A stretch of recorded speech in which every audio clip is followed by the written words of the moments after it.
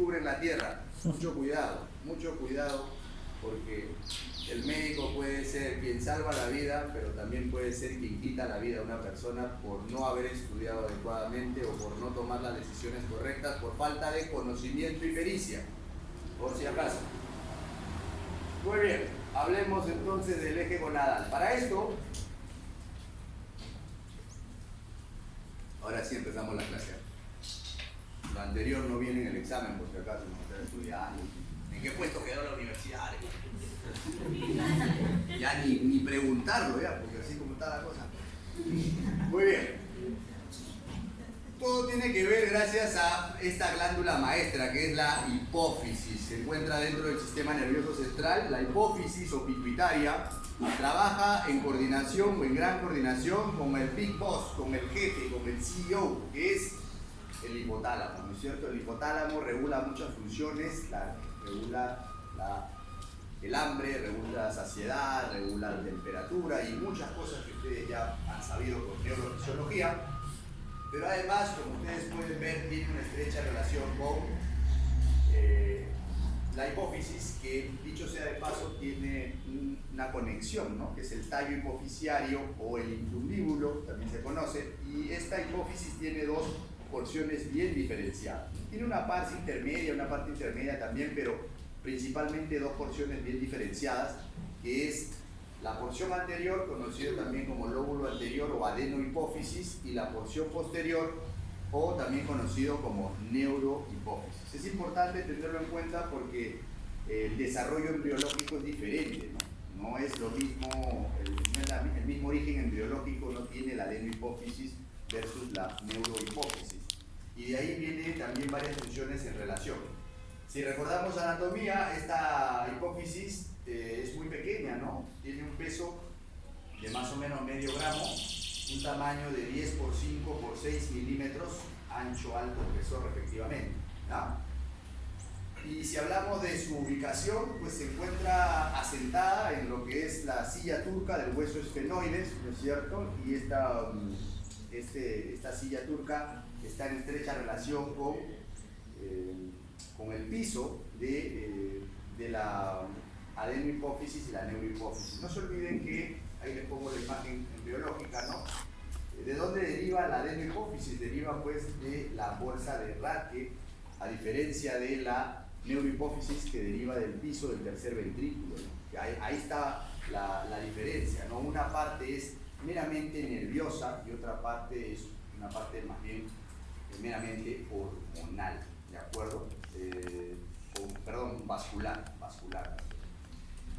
Muy bien, entonces, cuando hablamos del sistema hipofisiario o porta hipofisiario, solamente hay dos sistemas portales en el cuerpo. Uno está en el hígado y otro está a nivel justamente de la hipófisis, ¿no? El sistema portal o un sistema portal es una comunicación que hay entre vasos sanguíneos de diversos calibres. Ustedes van a ver, por ejemplo, dos arterias principales, las arterias hipofisiaria superior, la arteria hipofisiaria inferior, y estas arterias se van a subdividir además con capilares portales, pero además luego van a tener que unirse con las venas, ¿no? Con vasos portales largos. Entonces, esta conexión que hay entre capilar, vaso sanguíneo, capilar y nuevamente vaso sanguíneo, a eso se conoce como sistema portal, ¿de acuerdo? Lo mismo pasa en el hígado, por si acaso, por eso tiene ese nombre. Y como ustedes pueden ver, esta conexión vascular o este sistema porta existe en la adenohipófisis. La conexión del sistema porta hay entre el hipotálamo y la adenohipófisis a través del tallo hipofisiario, ¿de acuerdo? Este sistema porta no es o no forma parte de la neurohipófisis, porque la neurohipófisis tiene más bien una conexión nerviosa. La adenohipófisis con el hipotálamo tiene una conexión de tipo vascular, a diferencia de la neurohipófisis, es una conexión de tipo nervioso con el hipotálamo. Ya ustedes han revisado algunas de estas hormonas hipofisiarias, ¿no? Son diversas, ¿no? Por ejemplo, tienen ACTH, hormona de crecimiento, hormona melanoestimulante, hormona estimulante de la tiroides, las gonadotropinas, que son la FSH-LLH, oxitocina, prolactina, ADH, y esto es importante dejar claro, ¿no? Solamente hay dos hormonas que no pertenecen a la adenohipófisis, que son de la neurohipófisis. Estas son la ADH y la oxitocina. Todo el resto son de la adenohipófisis o del lóbulo anterior de la hipófisis, ¿de acuerdo?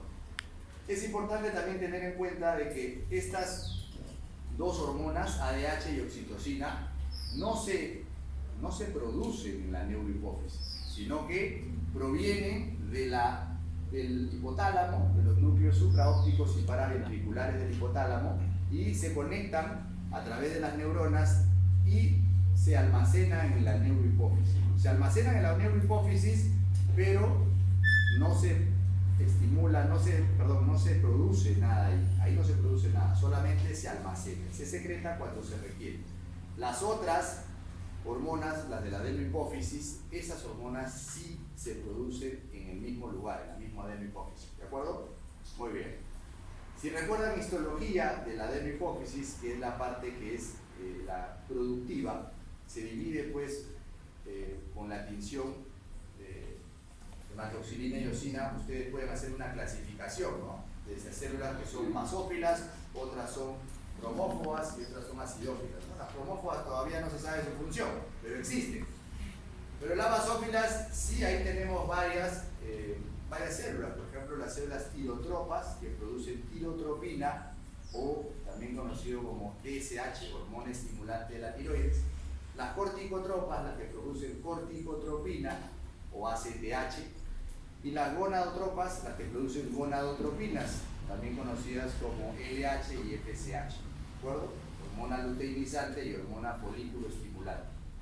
Y las acinófilas solamente son dos grupos celulares, las células somatotropas, las que producen hormona de crecimiento, y las lactotropas, las que producen prolactina. Muy bien. Para que diferencien, ¿no?, cómo es que se produce, para que recuerden cómo es la eosina y hematoxilina, que es tinta, colorante básico, colorante ácido. Esa era la diferencia para que revisen. Tipo de retroalimentación.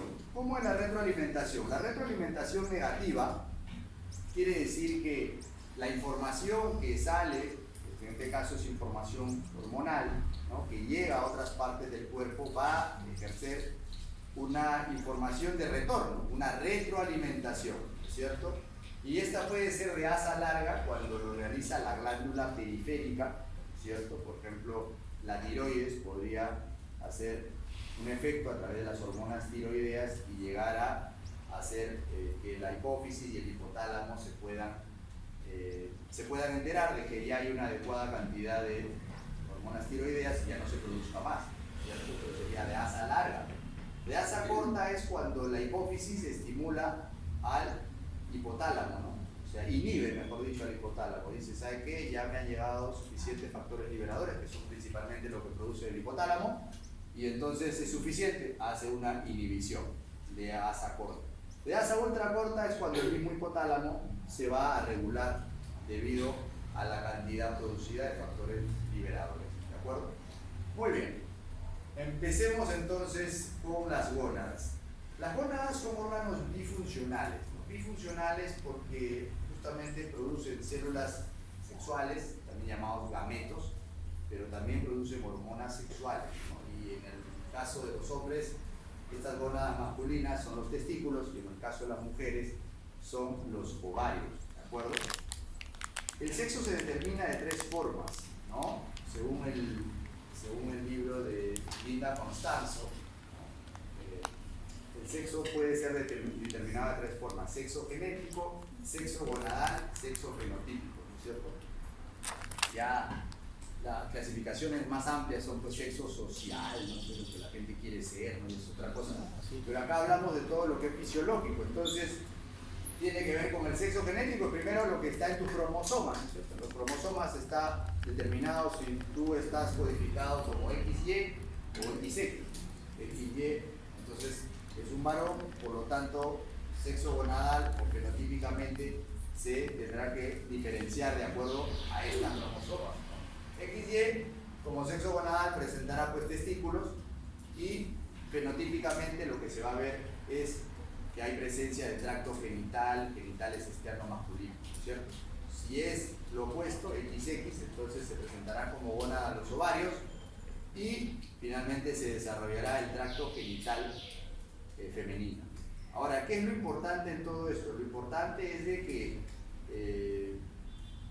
el testículo produce hormona antimülleriana. El testículo, la presencia del testículo hace que éste produzca hormona antimülleriana, y esto es justamente lo que inhibe que se pueda desarrollar en el varón el tracto genital femenino, ¿no es cierto? O sea, la presencia del testículo y la producción de esta hormona antimülleriana es indispensable para que no se forme el tracto genital femenino. Y la presencia de las células de Leydig, que la vamos a mencionar, está relacionada con la producción de la testosterona, ¿de acuerdo? ¿Quién se encarga de esta producción de hormona antimülleriana? A estas edades, estos momentos, a estas etapas, de las células de Sertoli, que son también las que van a producir después los espermatozoides, ¿de acuerdo? En el caso de los ovarios o en el caso de la formación del tracto femenino, la cosa es más sencilla. Simplemente no hay presencia de hormona antimülleriana ni testosterona y automáticamente se forma la mujer, ¿cierto? O sea que digamos que es más sencillo, es más fácil el proceso, ¿cierto?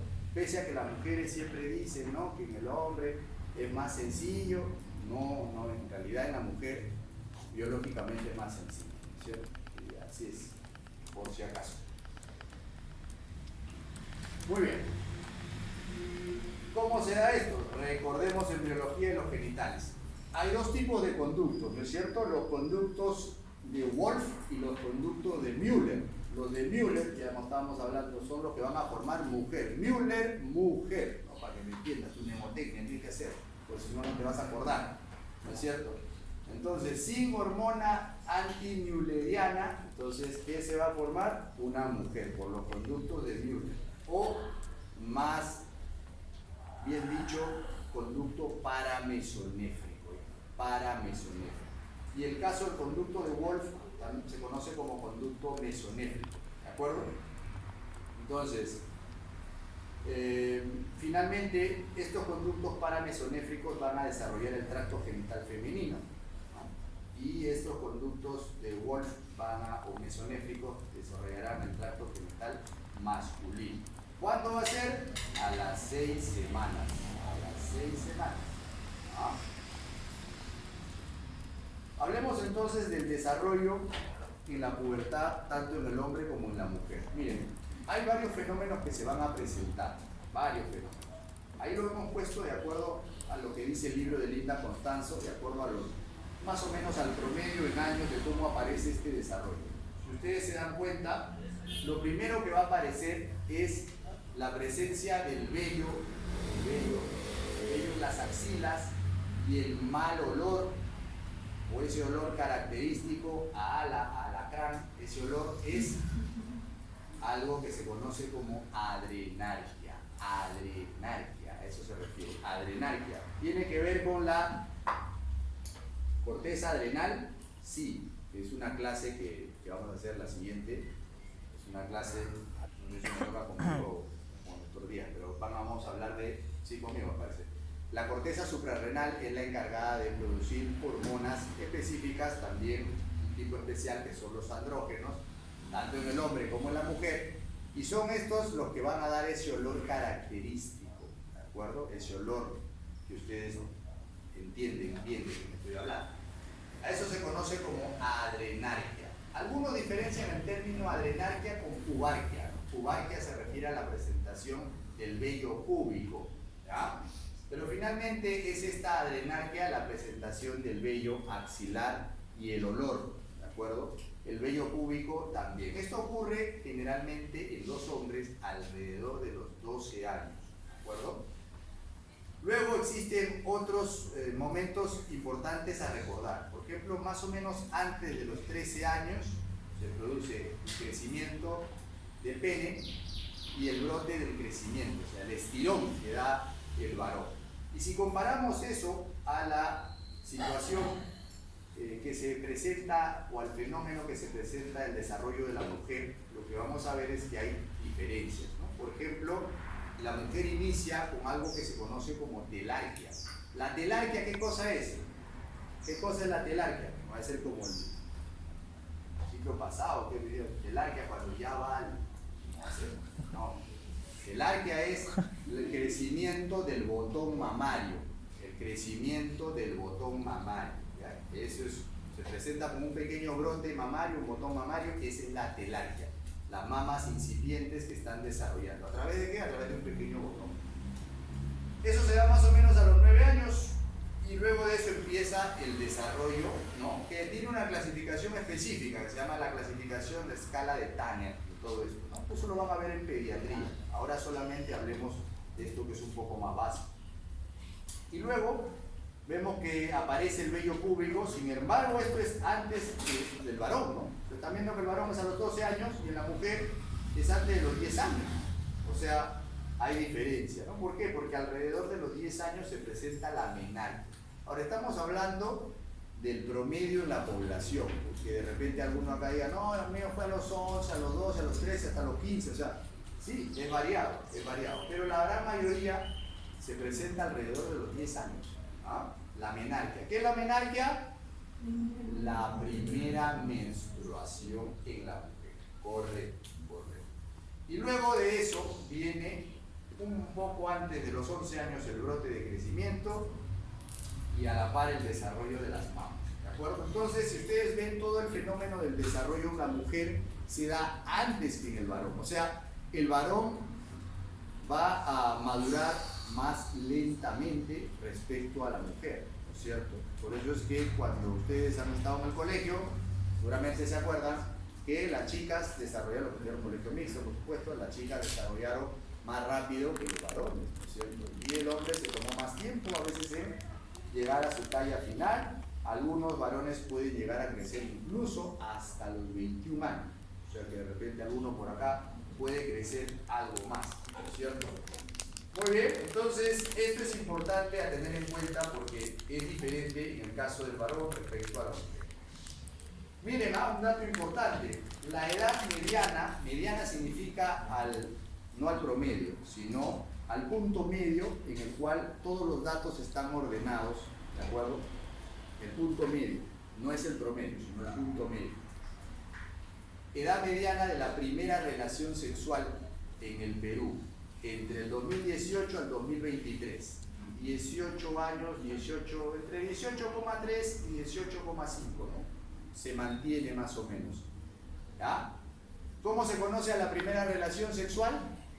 Coitarquia. Coitarquia es el nombre que recibe, buenas tardes, coitarquia es el nombre que recibe la primera relación sexual en las personas, ¿te acuerdas? Viene de coito, coitarquia. Y es importante tener en cuenta esto porque tiene razón también con lo que vamos a hablar en el eje gonadal femenino. Por ejemplo, les adelanto nomás, hay un riesgo incrementado en aquellas personas que inician su vida sexual a muy temprana edad, a las mujeres especialmente que inician su vida sexual a muy temprana edad, ¿no? O sea, eso se conoce como coitarquia precoz, el inicio prematuro de las relaciones sexuales y el riesgo de adquirir una infección viral que es el virus del papiloma humano, ¿de acuerdo? Si ustedes ven, por ejemplo, el cuello uterino tiene esa forma, ustedes ya lo han visto seguramente en anatomía, pero es a ese nivel del orificio cervical externo donde se realiza ese hisopado que se conoce como Papa Nicolau, ¿cierto? El Papa Nicolau, que se deben realizar todas las mujeres sexualmente activas después, obviamente, de haber iniciado la actividad sexual, ¿no? Para estar protegidas, ¿no? Entonces, se realizan anualmente y dependiendo si la persona requiere, puede ser que sea pospuesto cada 2 años, cada 3 años, dependiendo de lo que diga el ginecólogo. Pero, ¿qué es lo que les quería comentar respecto a esto? Miren, ustedes han llevado histología y hay una diferencia en el cervix uterino, en el cuello uterino, entre el exocervix o ectocervix y el endocervix, ¿no es cierto? Hay un epitelio de transición a ese nivel. Cuando la mujer adulta, joven, ¿no es cierto? O cuando está muy joven, mejor dicho, el cuello uterino más bien no tiene una buena presencia del exocervix. más bien está hacia adentro, está como metido. Eso hace de que tenga mayores probabilidades de adquirir lesiones producto del virus de papiloma humano. Esa es la razón por la cual todo debe ser a su debido momento, como dice la fisiología, ni antes ni después. Muy bien, regresemos. Anatomía del aparato reproductor masculino. En el caso del varón, el mismo conducto por el cual se eyacula es el mismo conducto por el cual sale la orina, ¿no es cierto? El meato uretral, ¿no es cierto? Y esto conecta con la parte posterior hacia la próstata, ¿no es cierto? Y si ustedes ven, por ejemplo, la próstata está muy pegada, o mejor dicho, está en el medio de la uretra. La uretra pasa por el medio de la próstata. Por eso es que a medida que pasan los años y crece la próstata de manera natural, obstruye parcial o totalmente el meato urinario y finalmente la persona tiene síntomas prostáticos. ¿Qué cosa es? Que orina poco, que tiene dificultad para orinar o simplemente que no puede evacuar orina y se produce el globo vesical. Si la vejiga es esta de acá, globo vesical se refiere a que está hinchado como si fuera un globo y no puede evacuar. En la emergencia seguramente van a tener varios casos de estos y muy sencillo solucionar poniendo una sonda vesical, una sonda Foley y evacuando fácilmente la orina y luego diciéndole a la persona que tiene que ir por consulta externa para que pueda solucionar ese tema, probablemente una cirugía de la próstata. ¿Por qué crece la próstata? Porque hay influjo hormonal. Ahora vamos a hablar, la testosterona hace que los hombres le crezca la próstata y se queden calvos en el tiempo. Entonces es el producto de la testosterona. En realidad, de una forma más potente que es la dihidrotestosterona. Bueno, ¿qué tenemos dentro del testículo? Histológicamente lo que tenemos son células de Leydig y tenemos células de Sertoli. Las células de Leydig son las encargadas de producir testosterona, las células de Sertoli las encargadas de producir los espermatozoides. ¿De acuerdo? Muy bien. ¿Cuáles son estos efectos metabólicos de la testosterona en el varón? Primero que hay que tener en cuenta es la distribución del vello corporal. No es igual la distribución del vello corporal en el varón respecto a la mujer, ¿no es cierto? En el caso del varón, por ejemplo, el vello púbico, ¿cómo es a diferencia de la mujer? A ver, Pedro, por favor, para que explique.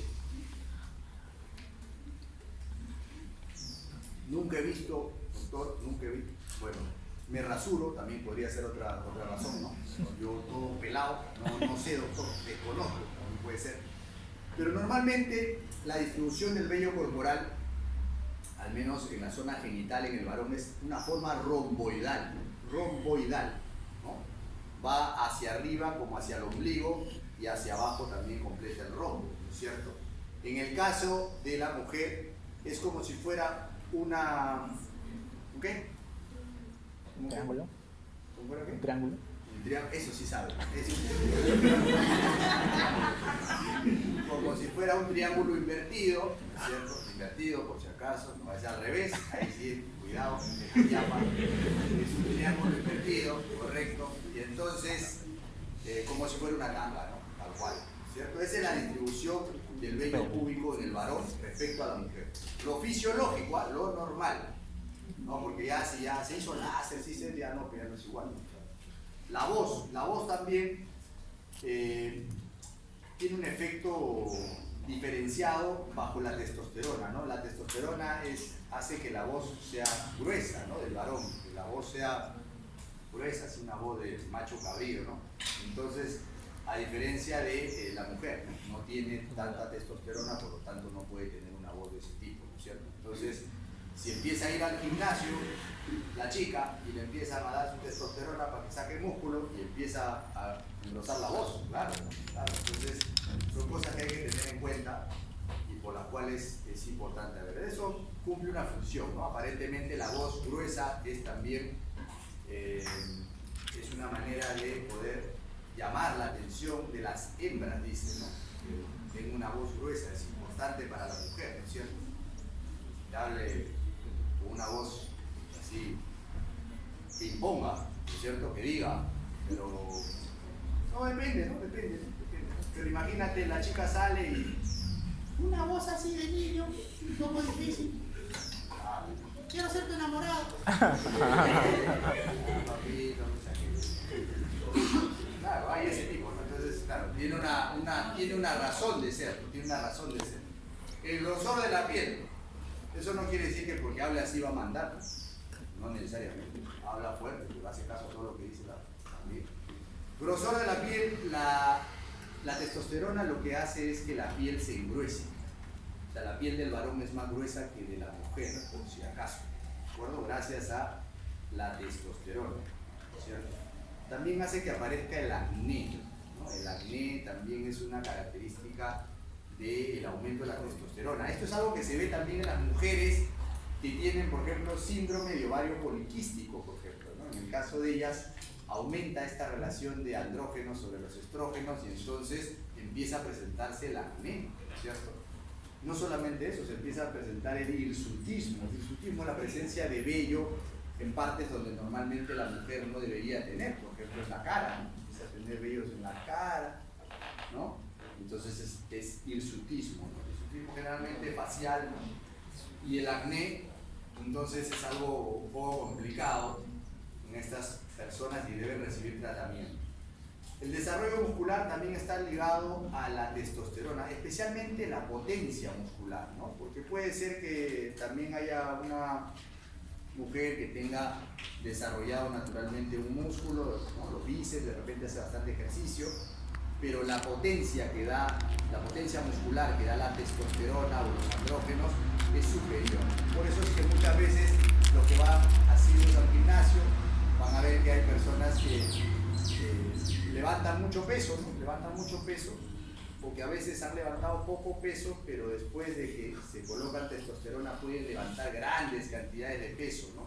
Esto se debe a que aumenta la potencia muscular, ¿no? Muchísimo, multiplicado por 10. Entonces, he ahí la razón también para que muchas personas, especialmente los hombres, quieran hacer uso de estas ayudas supuestas, ¿no? Sobre la matriz ósea y la retención de calcio, la testosterona aumenta la osificación y aumenta también la mineralización de los huesos, o sea, hace que los huesos se osifiquen más rápidamente y tengan una matriz más densa. Por lo tanto, en los varones es más difícil que haya, ¿qué cosa? En los varones es más difícil que haya osteoporosis. Más difícil. ¿Por qué? Porque justamente tienen la testosterona de su lado. Puede aparecer, pero muy tarde, cuando haya un tema conocido como andropausia, así como las mujeres tienen menopausia, el hombre puede sufrir algo que se llama andropausia, que se produce después de los 70 años. ¿De acuerdo? Sobre los eritrocitos también hay algo interesante, porque tiene, lo hemos visto en el hemato, aumenta la cantidad o la masa eritrocitaria, ¿no? Acelera el proceso de maduración de los eritrocitos, por lo tanto, es normal que el hombre tenga mayor cantidad de hematíes y hemoglobina, por supuesto, respecto a la mujer de manera fisiológica.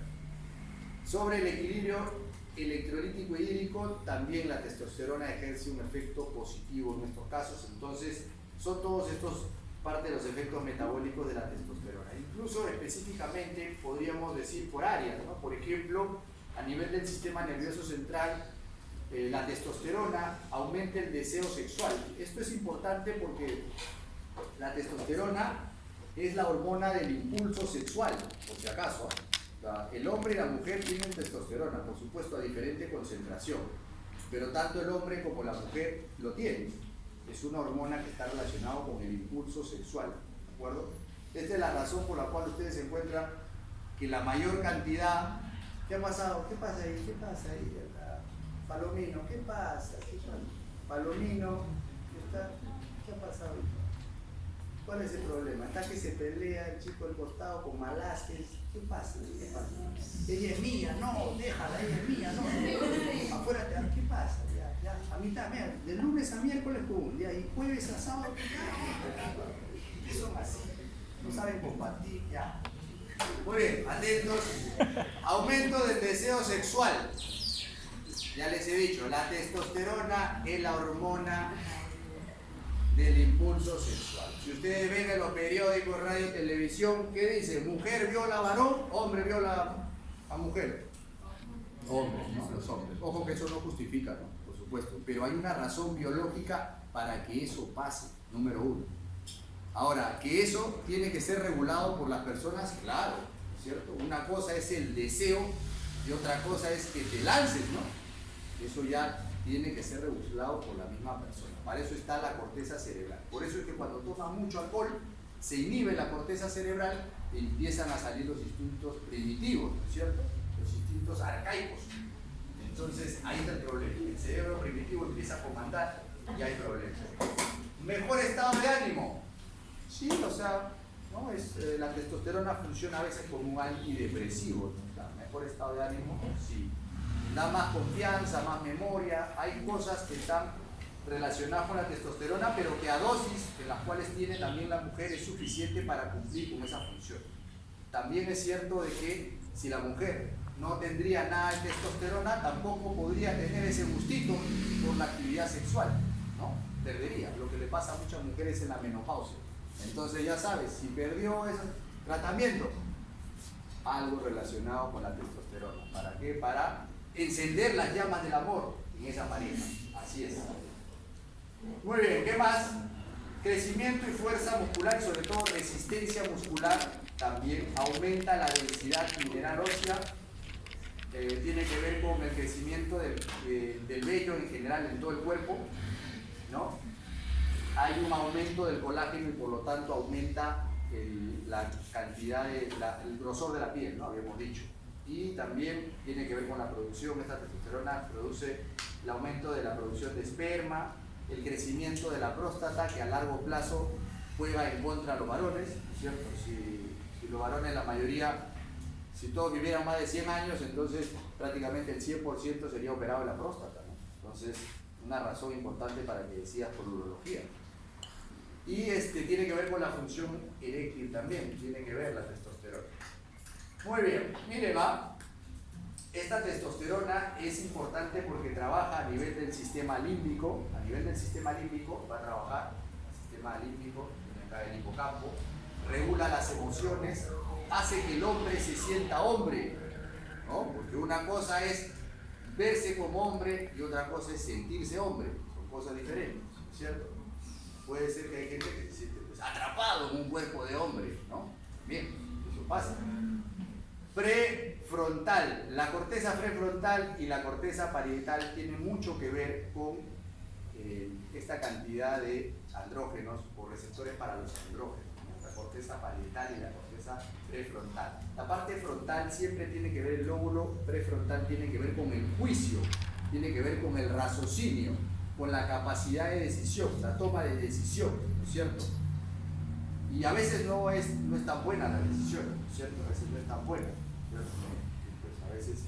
a veces le pasa a los médicos, ¿no? A algunos colegas, ¿no? Entre la esposa, que es médico, dermatóloga, y la secretaria, que no estudió nada, pero es su secretaria y tiene 90, 60, 90, se decide por la interna. Así pasa, para que vean cómo el lóbulo prefrontal, y siendo médico, efecto de la testosterona. Miren, todo esto ya lo hemos dicho, pero hay algunas cosas que no hemos mencionado. Por ejemplo, en el hígado, la testosterona es la causante de que aumente la producción del colesterol de baja densidad. Ese colesterol que es LDL es colesterol de baja densidad, lo que le conocen como colesterol malo, ¿no? Entonces, aumenta el colesterol malo y disminuye el colesterol bueno, que es el de alta densidad. ¿Ya? ¿Qué tanto tomas fotos y voy a dejar la diapositiva? Ya, pero voy a dejar la diapositiva. ¿Por qué tomas tanta foto? Ya, preocúpate por escribir, ¿no? Entonces, esto es algo bien importante porque en el caso de las mujeres, por ejemplo, el hecho de que las mujeres estén comandadas por los estrógenos hace de que las mujeres tengan más bien lo opuesto, tengan mayor proporción de colesterol bueno, HDL, y menor proporción de colesterol malo, LDL. O sea, la presencia de estrógenos en edad fértil en la persona, obviamente porque los estrógenos se producen de manera adecuada en edad fértil. ¿Cuál es la edad fértil de una mujer? 22, 21. se olviden, el periodo de edad fértil de una mujer, según el Instituto Nacional de Estadística, Epidemiología e Informática, es de 15 a 49 años. De 15 a 49 años, por si acaso. Profesor, ¿pero cómo va a ser los 15 años? Sí, pues, incluso de antes, pero el periodo que se ha tomado en consideración para el mundo en general es de 15 a 49. Profesor, pero 49 años, ¿cómo va a ser? Sí, pero es el periodo que puede haber incluso hasta ese momento de embarazo, ¿no? A partir de los 49, 50 años se produce el cese de la menstruación, que se conoce como menopausia, y si ya hay menopausia, pues qué cosa, ya no hay posibilidades de embarazo, ¿no es cierto? Muy bien. Entonces, ahí atentos con esto que es el aumento del LDL, la disminución del HDL, y también esto de acá, que es la grasa visceral, ¿no? O sea, aumenta la grasa visceral. Esto es algo que no es bueno, ¿por qué? Porque la grasa visceral es la que más bien tiene efectos cardiotóxicos, ¿no? La que puede complicar o puede aumentar el riesgo de eventos cardiovasculares como infarto del miocardio. Entonces, es un peligro, ¿verdad?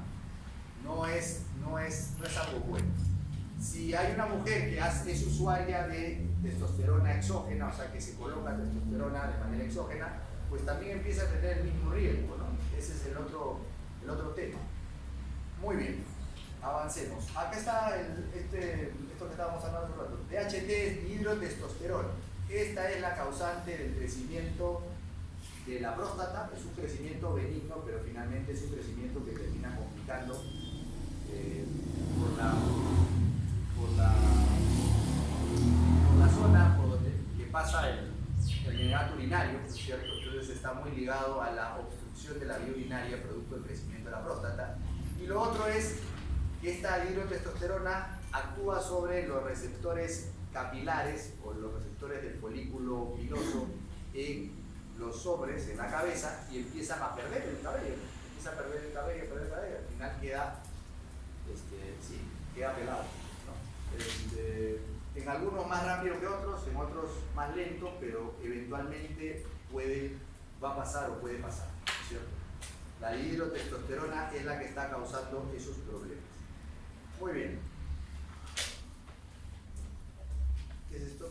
El ciclo del éxito. Esto lo leí de un libro, que es el efecto ganador. Miren, la testosterona cumple un efecto en el cerebro, en el sistema nervioso central. La testosterona cumple un efecto tanto en la mujer como en el varón, ¿no? O sea, el efecto de que si tú puedes completar una actividad, la testosterona puede trabajar de la mano con la dopamina y vas obteniendo pequeños logros, y esto hace que tú puedas sentir la recompensa. No se olviden que la recompensa viene gracias al neurotransmisor dopamina, ¿ah? Pero funciona, en el caso de la testosterona, funcionan a la par, funcionan muy pegados en el sistema nervioso central de la corteza cerebral. Entonces, cuando una persona tiene una experiencia de éxito, ¿no es cierto?, entonces secreta testosterona, y esta testosterona estimula la dopamina y esto el circuito de recompensa para poder queriendo repetir intentos. Sacas 20 en el examen de endocrino y te sientes lo máximo, secreta tu cerebro testosterona y la dopamina, y después en el siguiente examen puede ser que repita lo mismo. Estás en esa onda, ¿no? Así se ve este efecto. Los andrógenos, particularmente testosterona y también dihidrotestosterona, van a producirse, al igual que las hormonas sexuales en general, de un precursor que es el colesterol. Este colesterol que después se convierte en pregnenolona, y esta pregnenolona que después se va a convertir en androstenediona, ¿no? Después pasará a ser testosterona. O sea, primero va a convertirse el colesterol en testosterona y después se va a convertir en estrógeno, estradiol. La estrona también es un tipo de estrógeno, un estrógeno más débil que el estradiol, pero lo que quiero que quede claro es que el estradiol procede de la testosterona, en otras palabras, ¿de acuerdo? Muy bien. Acá hay algo interesante adicional acá. Esta dihidrotestosterona, que procede de la testosterona, tiene los efectos tóxicos que le dije sobre la próstata y sobre el cabello, puede ser inhibido, ¿no? Hay una enzima que es la 5-alfa reductasa. Esta puede ser inhibida y de esa forma se pueden reducir los efectos, ¿no? Por ejemplo, en la calvicie, por ejemplo, en el crecimiento prostático, ¿no es cierto? Tiene ciertas indicaciones, pero es importante que lo sepan, ¿no? Ahora cuando lleven fármaco van a estudiar inhibidores de la 5-alfa reductasa, por ejemplo, finasteride, dutasteride, ¿no? Son medicamentos comúnmente usados con estos fines. ¿Cómo se dan estas concentraciones plasmáticas medias de testosterona y cómo se da la producción de espermatozoides a distintas edades? Esta imagen es del Guyton, por si acaso. Si ustedes ven en rojo, es las concentraciones de testosterona, y en azul van a ver la producción de espermatozoides, ¿de acuerdo? Y si ustedes ven el feto masculino en el segundo trimestre de gestación hace un pico de testosterona. Esto es algo bien importante porque se está estudiando, aparentemente es este pico de secreción de testosterona que hay en el feto el que va a traducir o producir justamente que el sistema nervioso central se testosteronice, ¿no? ¿Qué quiere decir? Que el niño finalmente se sienta niño, ¿no? Eso es algo muy importante en el segundo trimestre de gestación, con esta concentración de testosterona. Y después en el neonato también hay un pico y después queda todo muy quiescente, se llama cuando está todo calmado, dormido, ¿no? Hasta llegar a la adolescencia, ¿no? La adolescencia es el periodo que comprende entre los 10 años y los 19 años, ¿cierto? Entonces, más o menos a partir de esta edad es que inicia el influjo hormonal, ¿no? Cada vez más alto, y va a tener su efecto pico ahí por los 20, 30 años, ¿no? Incluso hasta los 40, y después de eso poco a poco va a ir bajando la producción de esta testosterona, de tal manera que todas las actividades relacionadas con la testosterona van a ir disminuyendo, ¿cierto? Pero siempre va a producir la persona testosterona hasta la muerte, mientras tenga los testículos, por supuesto. Y a la par tienen ustedes en qué momento empieza la producción de espermatozoides. Si ustedes ven, por ejemplo, la producción de espermatozoides se da igual a partir de la adolescencia, empieza a tener un pico y luego de eso empieza a decaer también, ¿no? Ustedes ven más o menos eso pasa alrededor de los 80 años, ¿no? Hace como unos siglos atrás me preguntaba, doctor, pero mi cochita dice que tuvo su hijo a los 80 y no sé cuántos años. Claro, pero o sea, no es que quede en cero, ¿no? Hay la posibilidad, ¿cierto? Hay la posibilidad de que efectivamente pueda ser posible, ¿no? Hay testosterona, hay producción de espermatozoides en menor cantidad, pero hay producción, ¿no es cierto? Y lo otro es si será su hijo también. Son cosas que hay que tener en cuenta. Lo cierto es que el recuento de espermatozoides se ha reducido a la mitad en tan solo 45 años, ¿no? Y eso contando solo hasta el año 2018. No he encontrado una cifra más actual, pero si vemos el recuento de medio de espermatozoides en hombres de todo el mundo, ¿no? Una muestra de hombres de todo el mundo, hablamos de millones de espermatozoides por mililitro de semen. ¿Cuál es la cantidad normal de semen que se eyacula? A ver, los hombres conocedores, ¿cuánto es lo normal? ¿1 litro, Juan? ¿Cuánto es la cantidad?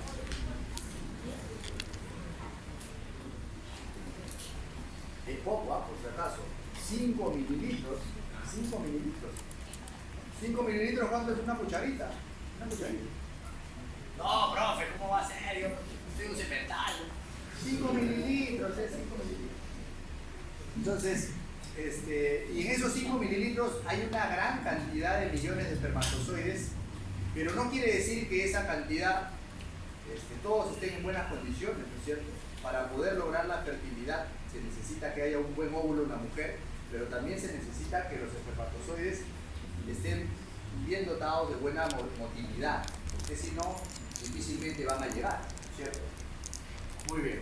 La infertilidad es un problema mundial Miren, si ustedes ven a nivel del mundo, en todo lado hay infertilidad, incluso en África, ¿no? Donde la tasa de natalidad es mayor. 1 de cada 6 personas en el mundo, en el año 2022, han experimentado infertilidad. Infertilidad, obviamente, tomado en cuenta como aquellas personas sexualmente activas, parejas sexualmente activas, que no usan protección, ¿no es cierto? Y que están buscando quedar embarazadas. Eso sí. En esas personas podemos hablar de infertilidad. Muy bien, la diapositiva del millón. ¿Cómo se da la regulación del eje hipotálamo, hipófiso o hipofisiario testicular? Se da de la siguiente manera. El hipotálamo va a liberar una hormona liberadora de gonadotropinas, o mejor dicho, un factor liberador de gonadotropinas, ¿no? R viene de release, ¿no? Es liberadora, ¿no? Hormona liberadora de gonadotropinas, GnRH por sus siglas en inglés. Y esta GnRH lo que va a hacer es estimular en la adenohipófisis, va a estimular a las células gonadotropas, que van a producir algunas FSH, hormona folículo estimulante, y por el otro lado, hormona luteinizante, ¿cierto? Y esta FSH lo que va a hacer en el varón, en el testículo del varón, es estimular a la producción de espermatozoides gracias a que se estimula las células de Sertoli, ¿de acuerdo? Y por el otro lado, la hormona luteinizante va a hacer de que en las células de Leydig se estimule la producción de testosterona. Esta misma testosterona es la que va a generar la retroalimentación negativa o el feedback negativo para el hipotálamo, de tal manera de que le va a decir, ya no envíes mayor cantidad de factores liberadores ni de hormonas liberadoras o estos GnRH, porque ya estamos completos, ¿no? Ya estamos completos, ya no necesitamos más. Y así se regula, ¿no? Por un feedback negativo se regula. Y por el otro lado, la célula de Sertoli va a generar también inhibina, aparte de los espermatozoides genera inhibina, y esta inhibina, como su nombre lo dice, inhibe la producción de FSH a nivel de la adenohipófisis. ¿De acuerdo? Entonces, creo que queda bastante claro cómo funciona esta regulación del eje hipotálamo hipofisiario testicular. Entonces, ¿qué pasa cuando una persona quiere volverse Arnold Schwarzenegger, ¿no es cierto? Y entonces usa testosterona exógena, usa vulgarmente conocido como pichicata, ¿no? O ampollita de caballo. ¿Qué cosa es lo que va a pasar?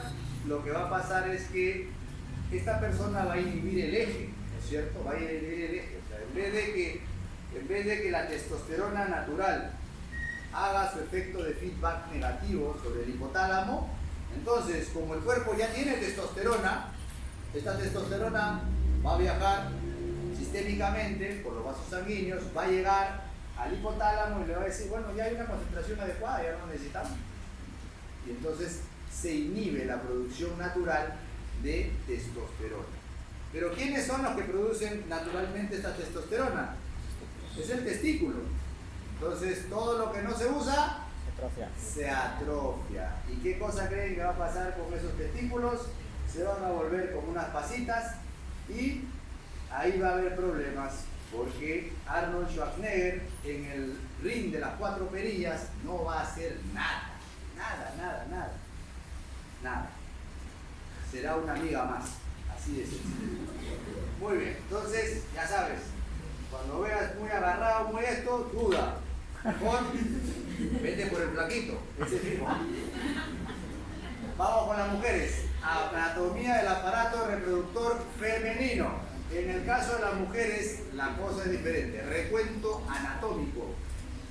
Ya para qué les voy a decir, pero solamente precisar que el meato urinario está por encima del conducto vaginal.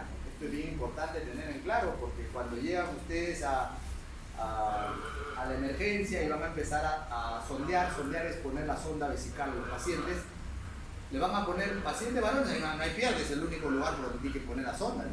Pero en la mujer muchos estudiantes se confunden y empiezan a poner la sonda por la vagina, ¿no? Y después cuando inflan el globo, queda ahí, pues, ¿no? Queda ahí, al final no han hecho nada. Entonces, no se olviden que el meato urinario está por encima del conducto vaginal. Eso es muy importante a tener en cuenta. Y también acá ver en la imagen lateral cómo el útero tiene una posición diferente a lo que uno pensaría encontrar, ¿no? La vagina está por debajo del meato urinario, pero el útero está por encima de la vejiga. O sea, quiere decir que cuando la persona se embaraza, la mujer se embaraza, a medida que empieza a aumentar el tamaño del útero, ¿a quién comprime? A la vejiga. ¿Y qué síntomas cree que va a tener la mujer gestante del último trimestre? Incontinencia, bueno, ¿no? Está aumentada la frecuencia miccional, ¿no? Ir al baño cada rato, ¿no es cierto? Entonces, ¿por qué? Porque el peso está justamente lleno. Entonces, son estos reparos anatómicos o cuestiones anatómicas tienen importancia porque tener que recordar al momento de unirlo con la clínica. Muy bien, así también estos genitales, así como hay genitales externos, que vimos hay genitales internos también, y acá también es importante todas estas partes, ¿no? Porque conociendo la anatomía de los genitales internos en la mujer, pueden darse cuenta de que el embarazo puede producirse de manera ectópica, ¿no? Ectópica quiere decir que fuera de la cavidad uterina, ¿no es cierto? En alguno de los espacios que están fuera de la cavidad uterina. Incluso podría darse el embarazo intraabdominal, o sea, en el abdomen, profesor, sí, en el abdomen puede darse, menos de 1% de los casos, pero puede darse intraabdominal. Lo más común es que sea en la trompa de falopio, ¿no? Y finalmente eso, si no se diagnostica a tiempo, puede terminar causando, bueno, la muerte si el caso se rompe, ¿no? La trompa, ¿no? Pero puede terminar causando problemas, ¿no? Como por ejemplo perder la trompa de falopio donde está afectada, o perder la vida también, porque si hay sangrado interno y no se sabe de dónde es y no se te ocurre que puede haber pasado eso, entonces las consecuencias pueden ser desastrosas. Las mamas no formarían parte del aparato reproductor femenino como tal, pero el hecho de que la leche es un producto vital para el recién nacido lo pone dentro de la parte del aparato reproductor, ¿no? La mayoría de los libros van a mencionar que las mamas también forman parte del aparato reproductor porque la leche es toda secreción producida por las glándulas mamarias. ¿Quiénes tienen glándulas mamarias? Los mamíferos, ¿no? A veces cuando voy al Starbucks y me dicen, ¿me va a querer café con leche? ¿Con qué tipo de leche? Leche de almendra, leche de coco, ¿cómo leche de almendra, leche de coco? Leche no puede ser, la leche es la secreción de la glándula mamaria de los mamíferos. Leche no puede ser de almendra, de coco, de avena, eso no es leche. Eso es concentrado de almendra, eso tiene otro nombre. Jugo, extracto, machacado, no sé. Pero no puede ser leche, por si acaso. ¿Ah? Que no los engañen. ¿Ah? Muy bien. Concentraciones plasmáticas de gonadotropinas. Miren, ¿cómo se comportan esta concentración de gonadotropinas y de hormonas ováricas durante el ciclo menstrual? Ustedes ven, por ejemplo, en el ciclo menstrual o ciclo sexual de la mujer, este ciclo se presenta normalmente entre 21 a 35 días. O sea, ¿es normal que a una persona pueda venirle cada 21 días la regla? Sí. ¿Es normal que a una persona le pueda venir cada 35 días la regla? También. Y ese lapso de periodo podría venirle a cualquier otra persona y es normal. ¿De acuerdo? La mayoría, yo sé que la mayoría piensa que es de 28 a 30 días, pero no es así. ¿Ah? En la fisiología puede ser tan variado y es normal que puede ser entre 21 hasta 35 días. ¿De acuerdo? ¿Cómo es la concentración que hay en estas hormonas, en estas gonadotropinas y hormonas ováricas? Miren, las gonadotropinas son FSH y LH. y las hormonas ováricas son el estradiol y la progesterona, ¿de acuerdo? ¿Qué es lo que ustedes ven en el gráfico de FSH y LH? Miren, FSH y LH tienen una producción más o menos similar hasta llegar a la ovulación. Pero justo antes de la ovulación, pregunta de examen, justo antes de la ovulación se produce el pico de la hormona luteinizante. Ese pico es indispensable para que se dé la ovulación. Si no hay ese pico, no hay ovulación. ¿De acuerdo? O sea, todo puede estar parejo, pero ese pico se tiene que dar para que finalmente se dé la ovulación. Si no hay ese pico, no hay ovulación, por lo tanto, no hay posibilidad de que haya fertilización. ¿De acuerdo? Y como ustedes pueden ver, quien comanda toda esta primera fase del ciclo es la FSH, ¿no? La FSH siempre está por encima de la LH, excepto en el momento justo antes de la ovulación, que hay un pico de la LH. ¿De acuerdo? En el ovario, el estradiol es el que comanda toda esta primera fase. Y en la segunda fase, quien comanda va a ser la progesterona. Pro quiere decir a favor, ¿no es cierto? Pro es a favor. Vamos a hacer una apoyada pro estudios de su compañera. Pro es a favor, ¿no es cierto? Progesterona, a favor de la gestación. Entonces, en la segunda parte del ciclo menstrual, lo que va a haber es que ese endometrio está preparado ya para una posible gestación. Y entonces, como está preparado, hay que protegerlo. ¿Con quién? Con la progesterona, que nos va a ayudar a que se mantenga ese endometrio, ¿no es cierto? Pero si esto no ocurre en los próximos días, lo que va a pasar es finalmente es que se va a descamar ese endometrio y se va a producir la regla o la menstruación. ¿De acuerdo? Así funciona. Entonces son 4 hormonas las que tienen que tener en cuenta. 2 son las gonadotropinas y 2 son las hormonas ováricas, ¿no es cierto? Y siempre tomamos como punto medio la ovulación en un ciclo sexual o menstrual normal.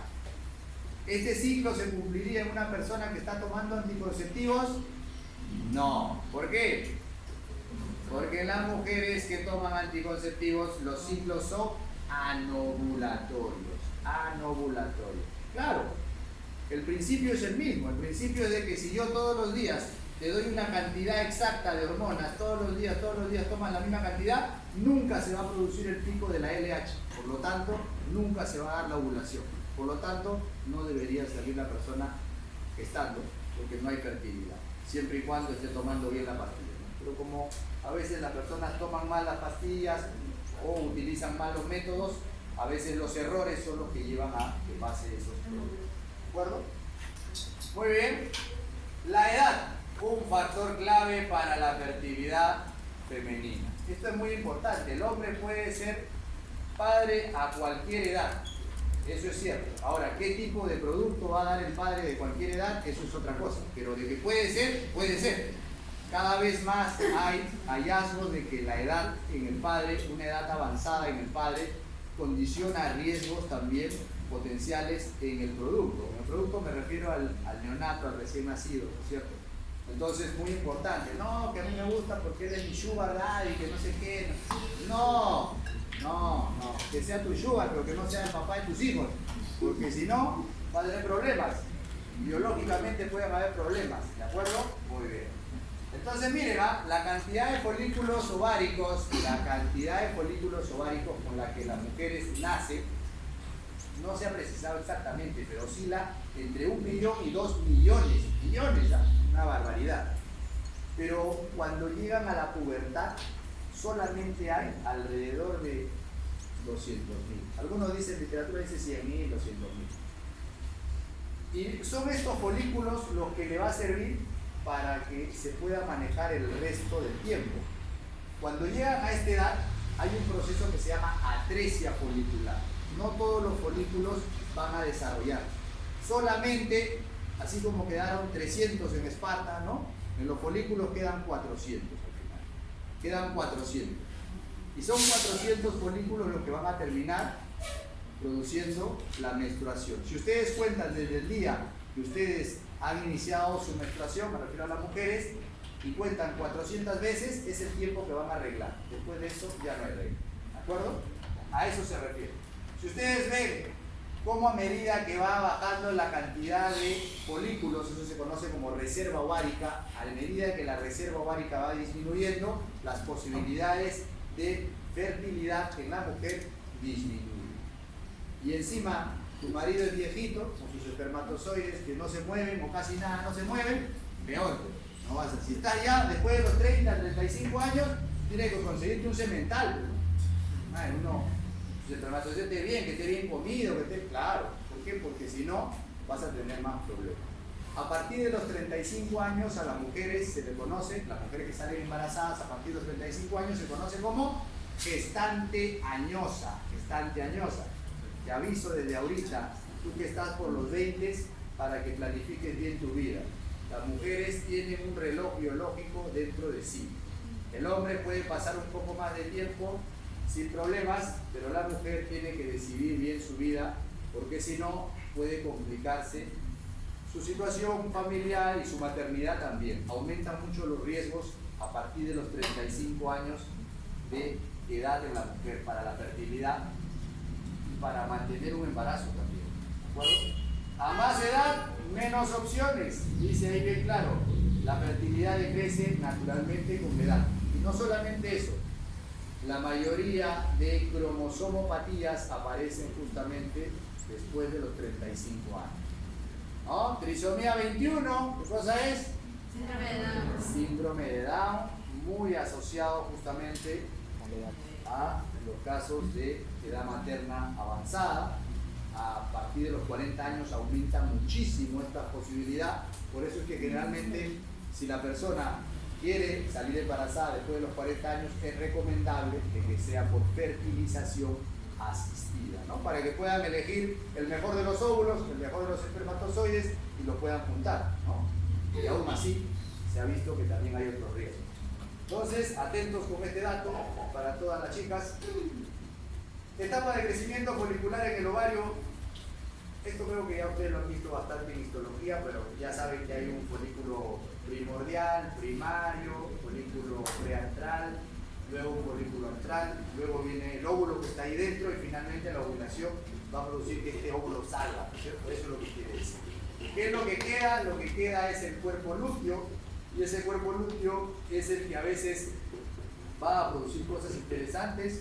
Por ejemplo, va a producir la hormona gonadotropina coriónica en las mujeres embarazadas. Cuando se embaraza la persona, es ese que empieza a producir hormona gonadotropina coriónica, por si acaso. Muy bien. ¿Cómo se da la síntesis de las principales hormonas sexuales femeninas? Es decir, estriol, estrona y estradiol.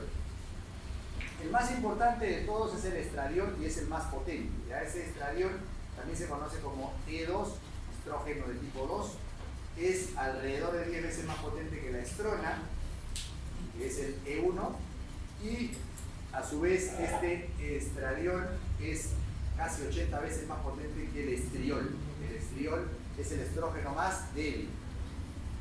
¿Cómo se da la interacción de las células foliculares de la teca y la granulosa para la producción de estrógenos?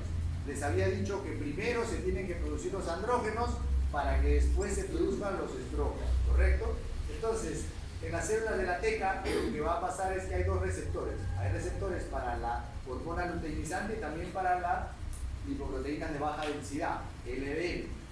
Cuando estas hacen efecto sobre su receptor, particularmente LH, lo que va a hacer LH es va a estimular un mensajero, un segundo mensajero que es la adenilato ciclasa o adenilil ciclasa, para convertir el ATP en AMP cíclico, de tal manera que el colesterol empieza a pasar por una cascada: colesterol, pregnenolona, progesterona, andrógenos, ¿de acuerdo? Y una vez que se convierte en andrógenos, recién así puede pasar a las células de la granulosa. Pero esta célula de la granulosa está estimulada, como ustedes ven, no solamente por la LH, sino también por la FSH.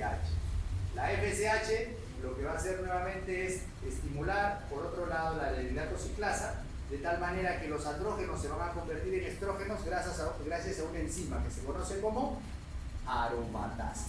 Cada vez que vean ASA, es una enzima. aromatasa es la que va a cambiar o va a transformar a estos andrógenos en estrógenos. ¿De acuerdo? Muy bien. ¿Cuáles son los efectos de los estrógenos en la mujer? En la mujer, algo particular de los estrógenos es de que, por ejemplo, habíamos dicho que son cardioprotectores, ¿no? Cardioprotectores porque van a incrementar la producción del colesterol bueno, HDL, disminuir el colesterol malo, LDL, y esa relación HDL incrementado, LDL disminuido, disminuye el riesgo coronario, el riesgo de infarto de miocardio. Cuando la mujer llega a la menopausia, estos valores de HDL y LDL terminan siendo similares a los del varón y por lo tanto no hay diferencia, o sea, pueden estar expuestas a los mismos eventos cardiovasculares que los varones. ¿Qué más? Estos efectos de los estrógenos van a tener algo bien particular sobre los huesos. Los huesos son acariciados por los estrógenos, por decirlo de alguna manera, porque van a aumentar su densidad ósea y su dureza mientras esté en edad fértil. Pero una vez que pasa esto, en la menopausia comienzan los síntomas en algunas mujeres de osteoporosis. Para que esto no pase, la mujer tiene que llegar a su pico óseo de masa ósea máxima, ¿no? Al pico de masa ósea máxima que se llega a los 35 años. Si hasta los 35 años no has llegado al pico máximo de tu masa ósea, vas a tener más riesgo de osteoporosis. ¿Cómo llegas? Consumiendo bastante lácteos, productos que tengan calcio, ¿no? Para que puedas llegar al máximo de la masa ósea. No, que a mí no me gusta la leche. No tomes leche, pues toma yogur, otra cosa porque tenga calcio, ¿no? Que eso, otra cosa. La idea es que puedas llegar con el máximo de tu densidad ósea para los 35 años. Tiene razón también el efecto de antienvejecimiento, tiene que ver también con el ciclo sexual y menstrual, tiene también que ver con la memoria, con la libido, tiene que ver con la temperatura corporal, tiene varias cosas, ¿no? El crecimiento mamario. Muy bien. En general todos estos son los efectos de los estrógenos. Yo creo que de aquí, para no repetir lo que ya está escrito, algo bien importante es, por ejemplo, el aumento de la vasodilatación, porque hay mayor producción de óxido nítrico, ¿no? Eso que es NO, no es no, sino es óxido nítrico, ¿de acuerdo?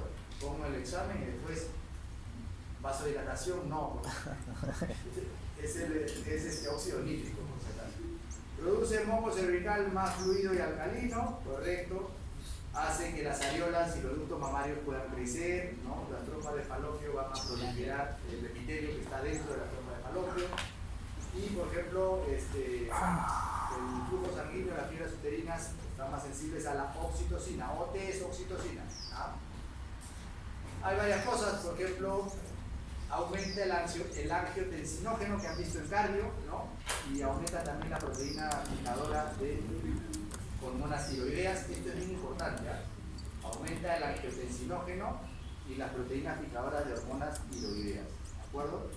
En el hueso va a aumentar el cierre epifisiario. Esto también lo hace por si acaso la testosterona, o sea que la pubertad se ha adelantado en los varones o en las mujeres, es malo para el crecimiento, siempre va a ser malo porque va a cerrar más rápido las epífisis, por lo tanto no va a crecer mucho la persona. Entonces esta pubertad precoz, sea hombre o mujer, no va a ir bien para el crecimiento estatural. ¿Ah? Hay dos tipos de crecimiento estatural y crecimiento ponderal. Ponderal se refiere al peso, ¿de acuerdo? En el caso del cabello es diferente, ¿no? El efecto del estrógeno hace que el cabello sea más brillante, más sedoso, más luminoso. Comparen el cabello de las mujeres con el de los hombres, hay diferencia, ¿no es cierto? Muy bien. Y hay algo importante también en relación a la retención de agua y sal, una retención leve, pero esto hay que tener en consideración durante la gestación. No hay este efecto, ¿no? El efecto en la gestación está producido por otro mecanismo que aumentaba la retención, de líquidos, ¿no? Plasma. Muy bien, eventos hormonales durante el ciclo ovárico y endometrial. Miren, dos fases, la fase folicular y la fase lútea. Dos fases, en el ovario se dan dos fases, la fase folicular y la fase lútea. Folicular porque el folículo está en crecimiento, lútea porque está comandado por el cuerpo lúteo, a eso se refiere, ¿de acuerdo? Son las mismas hormonas del cuadro anterior, el pico de la LH siempre antes de la ovulación y luego a seguir. Este es un ciclo menstrual o sexual normal en la mujer, ¿de acuerdo? En el caso del endometrio, el tejido que está cubierto en el útero, pues lo que vamos a tener es más bien una fase proliferativa, ¿no? Una fase proliferativa que está a cargo de los estrógenos y la FSH, ¿cierto? Habíamos dicho, que empiezan a aumentar el número de glándulas y también el epitelio, ¿cierto? La mucosa. Y luego de eso lo que van a tener es una fase secretora, ¿no? En las cuales se van a poner más tortuosas estas arterias espirales, van a aumentar las glándulas y finalmente, si no hay más estímulo, termina dándose la hemorragia, que viene a ser la menstruación, ¿no? Finalmente, la descamación de todo este epitelio. Ahora, si nosotros vemos cómo es el comportamiento en el ciclo ovárico y respecto a la ovulación, van a ver que cómo es las concentraciones de estradiol, de FSH y de LH respecto a la segunda mitad del ciclo, ¿no? La segunda mitad del ciclo está a cargo de la progesterona por encima del estradiol, por si acaso. Y en el caso del endometrio, lo que van a ver también es que este endometrio que está preparado para una posible, recibir una posible fertilización, un óvulo fertilizado, entonces tiene una buena secreción de moco, ¿no? Tiene un pH bajo, ¿cierto? Lo cual facilita, y también está incrementadas las prostaglandinas en esta zona, lo cual permite que se pueda anidar un eventual huevo fertilizado, un óvulo fertilizado.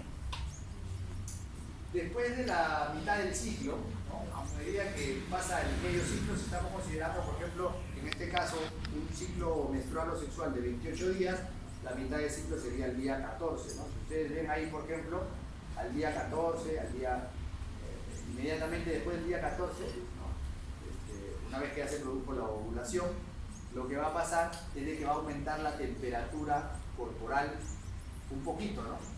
Aumenta 0.5 más o menos, ¿no? Puede aumentar la temperatura corporal. Y de hecho, ese es un método anticonceptivo natural. Bueno, los métodos anticonceptivos naturales prácticamente están en desuso, ¿no? Por lo que tienen mucha tasa de falla.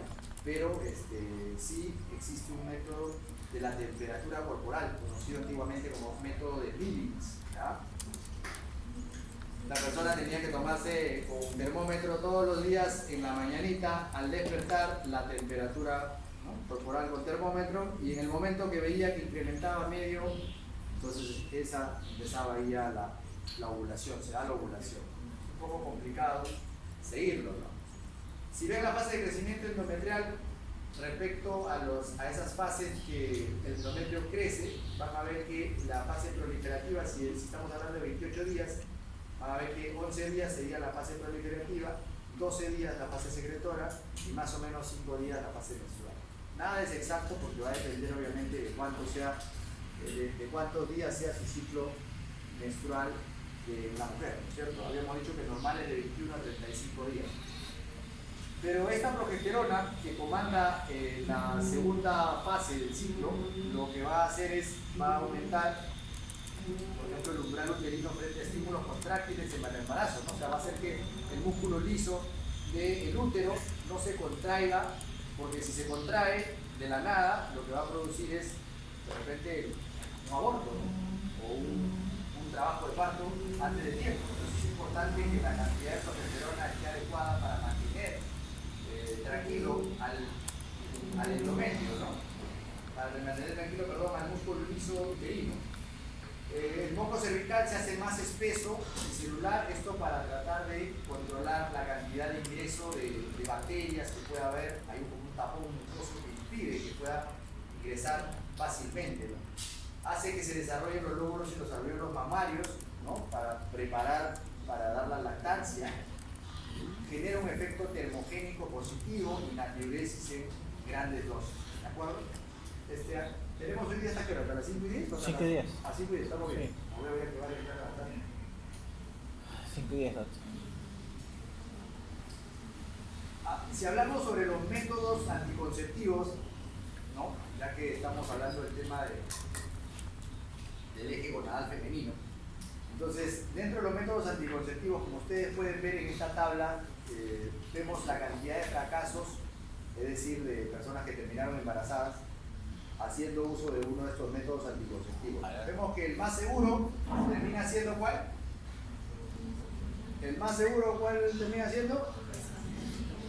La vasectomía, ¿no? Ese es el más seguro, en el caso de financiera, es el más seguro. Pero obviamente los métodos quirúrgicos tienen que ser realizados una vez que se ha completado la paridad, ¿cierto? No es que una persona que es soltera, no tiene hijos, y en este momento, por ejemplo, tiene 19, 20 años, vas a la consejería y dices, bueno, yo quiero que me haga una anticoncepción quirúrgica para no tener hijos. No te van a hacer caso, no te van a hacer caso ni deberían hacerte caso, porque es una persona que todavía no tiene la edad como para poder decir que, bueno, o la cantidad de hijos, como para poder decir que la fertilidad o la paridad se refiere a la cantidad de hijos que tiene una persona, está completa. Menos si no has tenido ni un hijo, no tendría mucho sentido. ¿Ya? La anticoncepción quirúrgica voluntaria se da generalmente cuando se ha completado la paridad, ¿no? Generalmente una persona puede ser que tenga, todavía no haya llegado a los 40 años, pero ya tiene 3 hijos, 4 hijos, ¿no? Entonces dice, ya no quiero tener más hijos y la verdad es que soy muy fértil, hay mujeres muy fértiles, se embarazan a veces muy pronto, ¿no?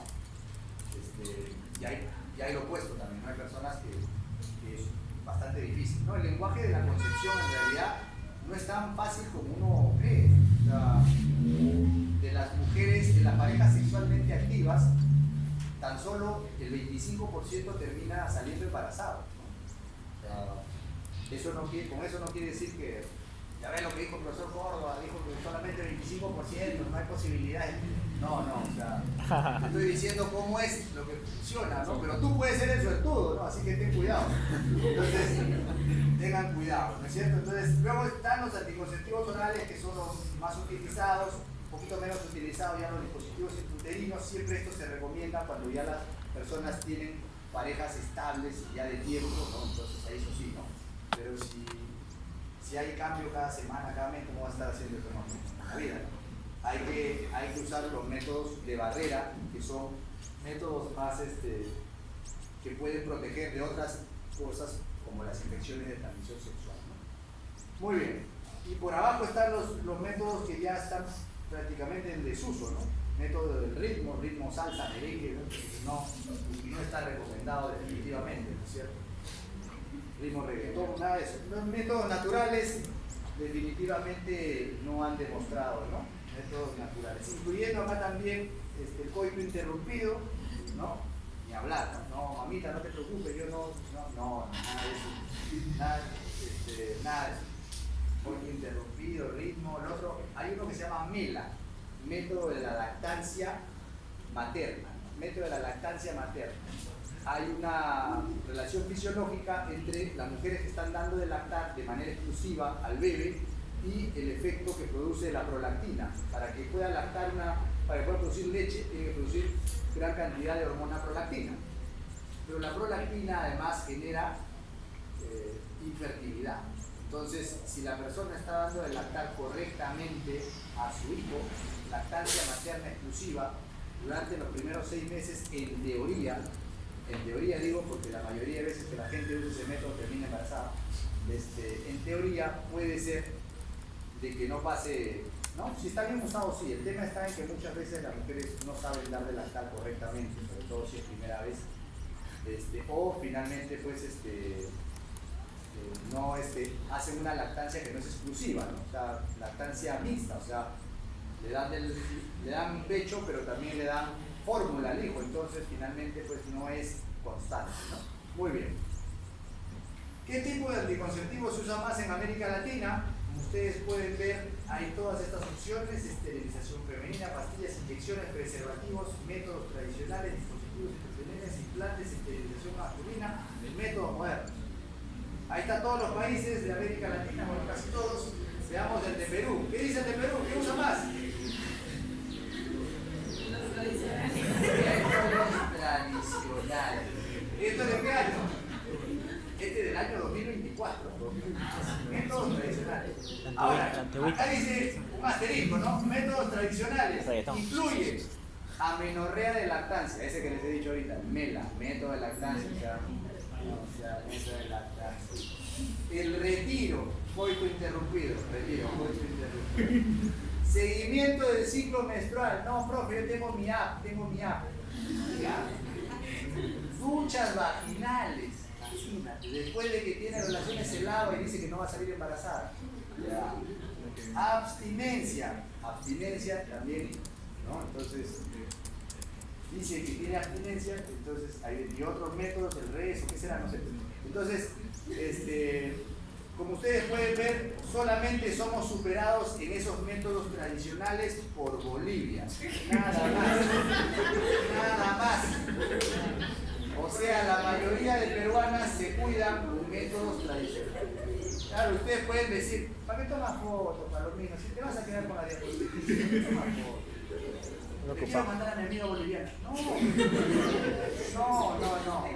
No hay nada de qué reírnos porque realmente es triste, ¿no? Seguramente en el caso de ustedes y su medio que tiene acceso a información de anticoncepción, probablemente se rían, pero la realidad de nuestro Perú, de nuestro país, en las zonas urbanas, marginales y el Perú profundo, como dicen, es esa.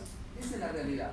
Se cuida con la lactancia materna, se cuida con el método del ritmo, se cuida con cosas como duchas vaginales, cosas que no terminan siendo efectivas y por eso es que la tasa de natalidad termina siendo mayor. No es un problema la tasa de natalidad probablemente, ¿no? Más bien ahora se busca que la gente se incentiva a que tenga mayor cantidad de hijos, pero probablemente en las mujeres los embarazos a tan pronta edad sí van a hacer que se posterguen muchas ilusiones y muchos sueños. Entonces probablemente si alguna de ustedes termina saliendo embarazada, va a ser muy difícil que continúen la medicina. Por eso es que la mayoría de alumnos que pasan el curso son alumnos que muy difícilmente terminan saliendo embarazados. Más bien sirve porque ustedes son, me refiero a hombres y mujeres, ¿no? Ustedes van a ser grandes consejeros de sus compañeras del colegio, de sus amigos del colegio, van a poder aconsejar ahora que estudian bien esta clase, van a poder servirles. Si hay alguna clase que yo les digo que deben aprender, porque sí, es esta clase, porque a todos los estudiantes de medicina en algún momento siempre te van a preguntar algo relacionado a esto, ¿de acuerdo?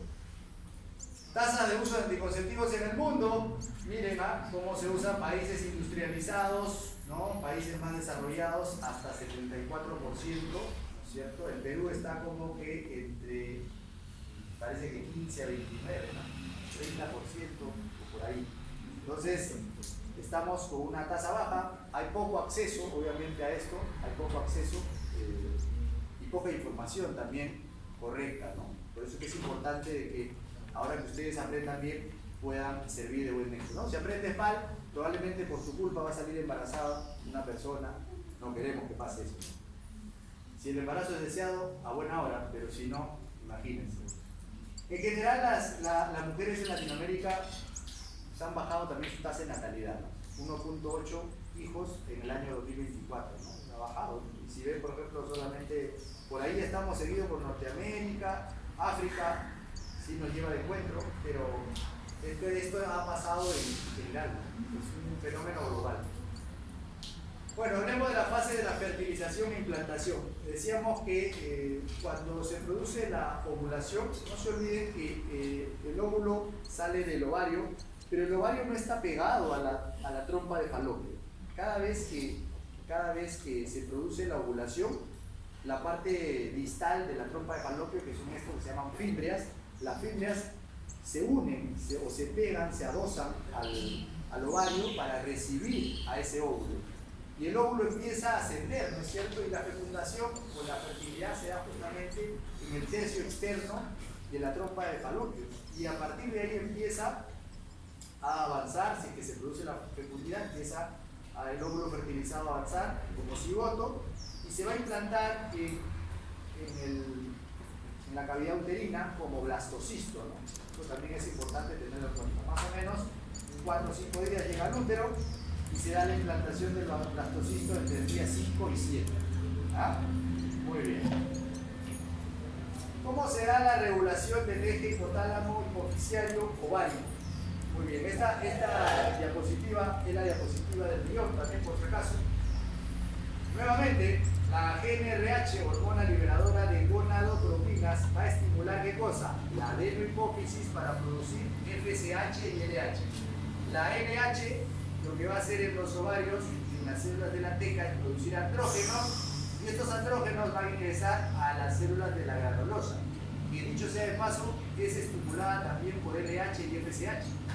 Pero esta célula de la granulosa va a producir estrógenos, va a producir gestágenos como la progesterona, y finalmente todo esto va a terminar actuando en los tejidos blancos, los tejidos llanos, ¿de acuerdo?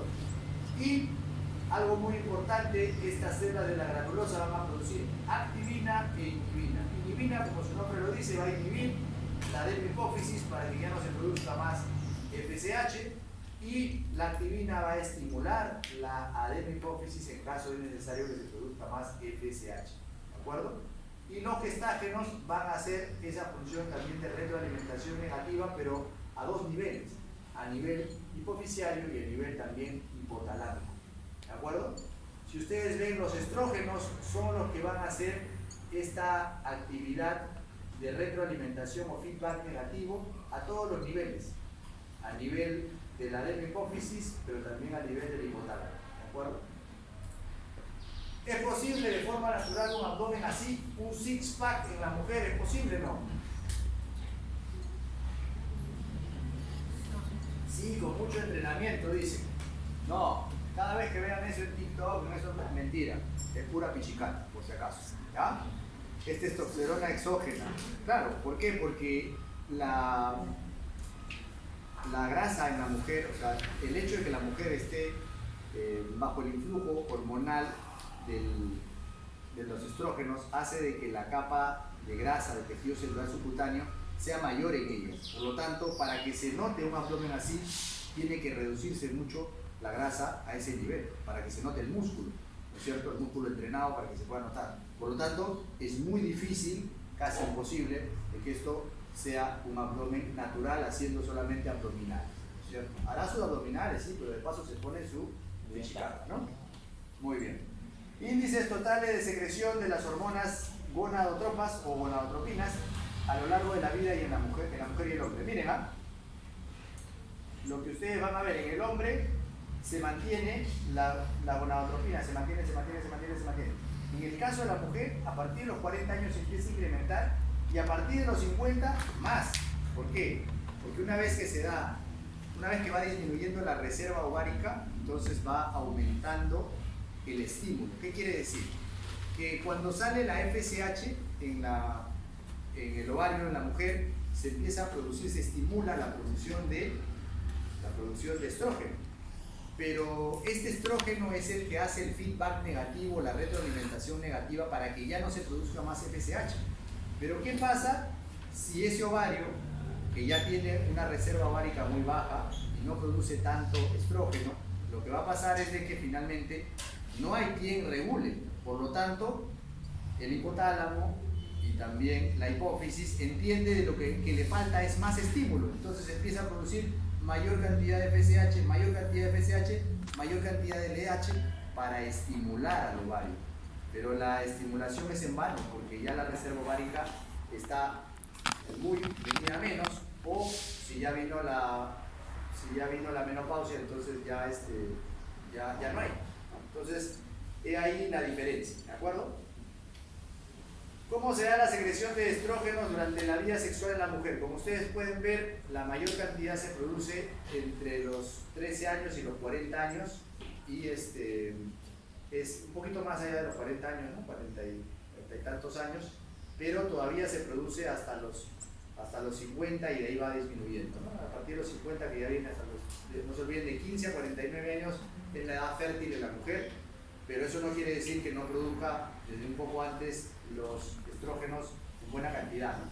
Pero con la venida de la menopausia todo eso cambia, viene muy abajo la producción de estrógenos, ¿no? En el embarazo, ¿qué pasa? En el embarazo hay una hormona particular que habíamos hablado, es la hormona gonadotrofina coriónica, que es la que se va a producir, y es la que se va a producir, esta hormona se va a producir, justamente se va a producir en el cuerpo lúteo, se va a producir inicialmente en el cuerpo lúteo. Y después quien se va a encargar de su producción va a ser la placenta, ¿de acuerdo? Pero la placenta, como ustedes pueden ver, la placenta va a tener una actividad muy prolífica en producción de hormonas. Por ejemplo, va a producir prolactina, progesterona, estriol, o sea, varias hormonas van a aparecer en el embarazo, ¿no? Unas comandadas inicialmente por el cuerpo lúteo, ¿no? Hasta que empieza a desarrollarse la placentación y ahí empieza a producirse. ¿Cuáles son las variaciones hormonales en el embarazo? Como ustedes pueden ver, la primera hormona o la hormona principal del embarazo, que es la hormona que se dosa cuando la persona cree estar embarazada, es justamente la hormona gonadotrofina coriónica, ¿no? Específicamente la fracción beta de la hormona gonadotrofina coriónica en sangre. Pero en las pruebas de orina, en los exámenes de orina, los test de orina, es justamente para detectar hormona gonadotrofina coriónica.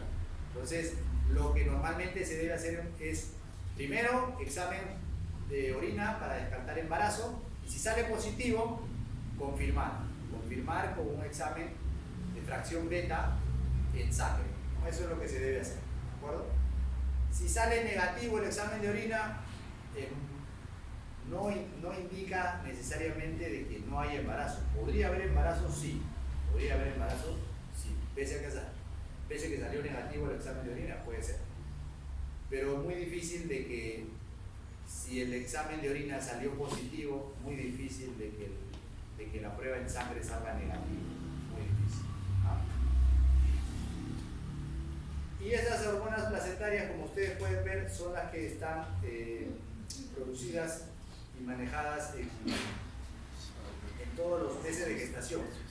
Una mención particular merece la HPL, que es la hormona lactógeno placentaria, también conocida como somatomamotrofina coriónica humana.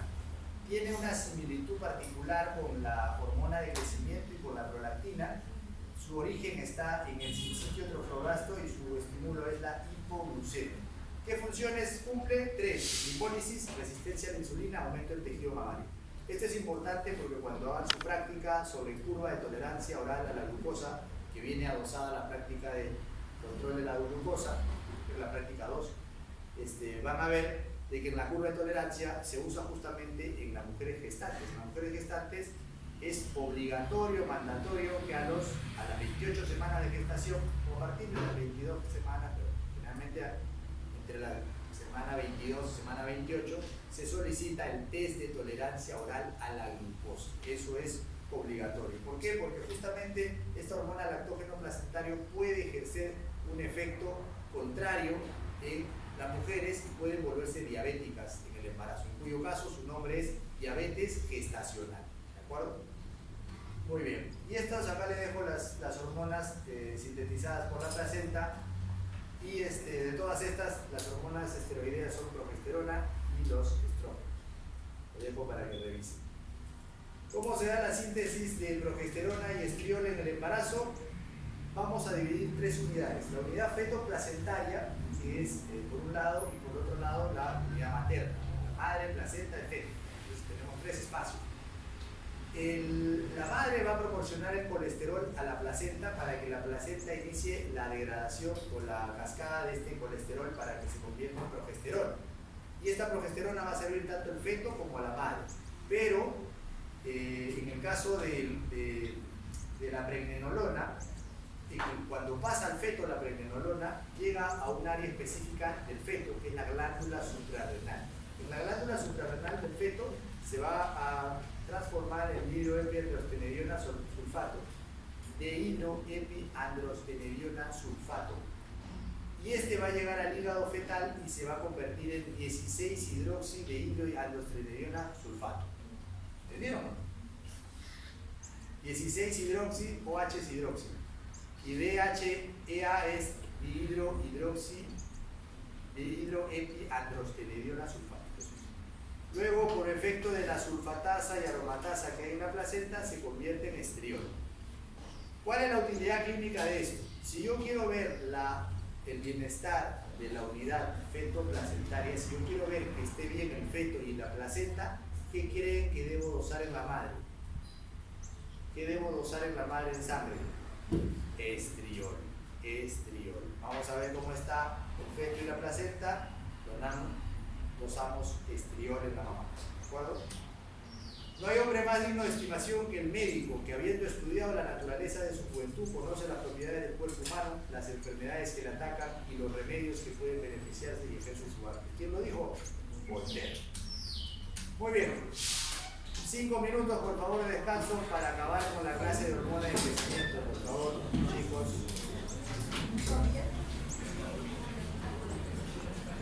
Voy tomando la lista de lo que faltaba. 5 minutos de descanso.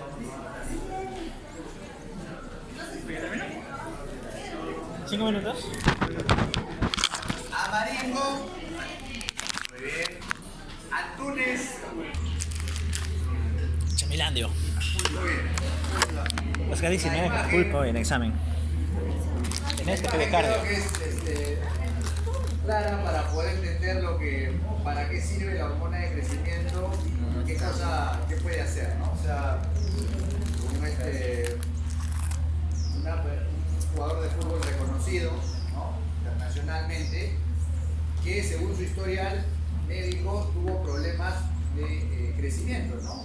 Tuvo aparentemente retraso en el crecimiento y tuvo que recibir hormona de crecimiento para poder llegar a su máximo de estatura, ¿no es cierto? Creo que tiene 1,69 m, 1,70 m, ¿no? Tampoco es tan alto, pero ¿de qué tamaño hubiera sido si es que no hubiera recibido y si es que los médicos del equipo donde estaba en ese tiempo, que era el Barcelona, no hubieran detectado el problema del déficit de producción de hormona de crecimiento, ¿no? Si bien es cierto, no es un problema frecuente, pero sí puede aparecer, por lo tanto, se tiene que estar viendo el crecimiento en pormenores. Normalmente el crecimiento en los chicos, en los adolescentes, en los niños, a nivel pediátrico en general, ¿no? Se realiza haciendo uso de percentiles, unas tablas que ven los porcentajes y en base a eso se ven los percentiles, ¿de acuerdo? El crecimiento. Las personas bajas tienen mayor esperanza de vida. ¿Qué dicen ustedes?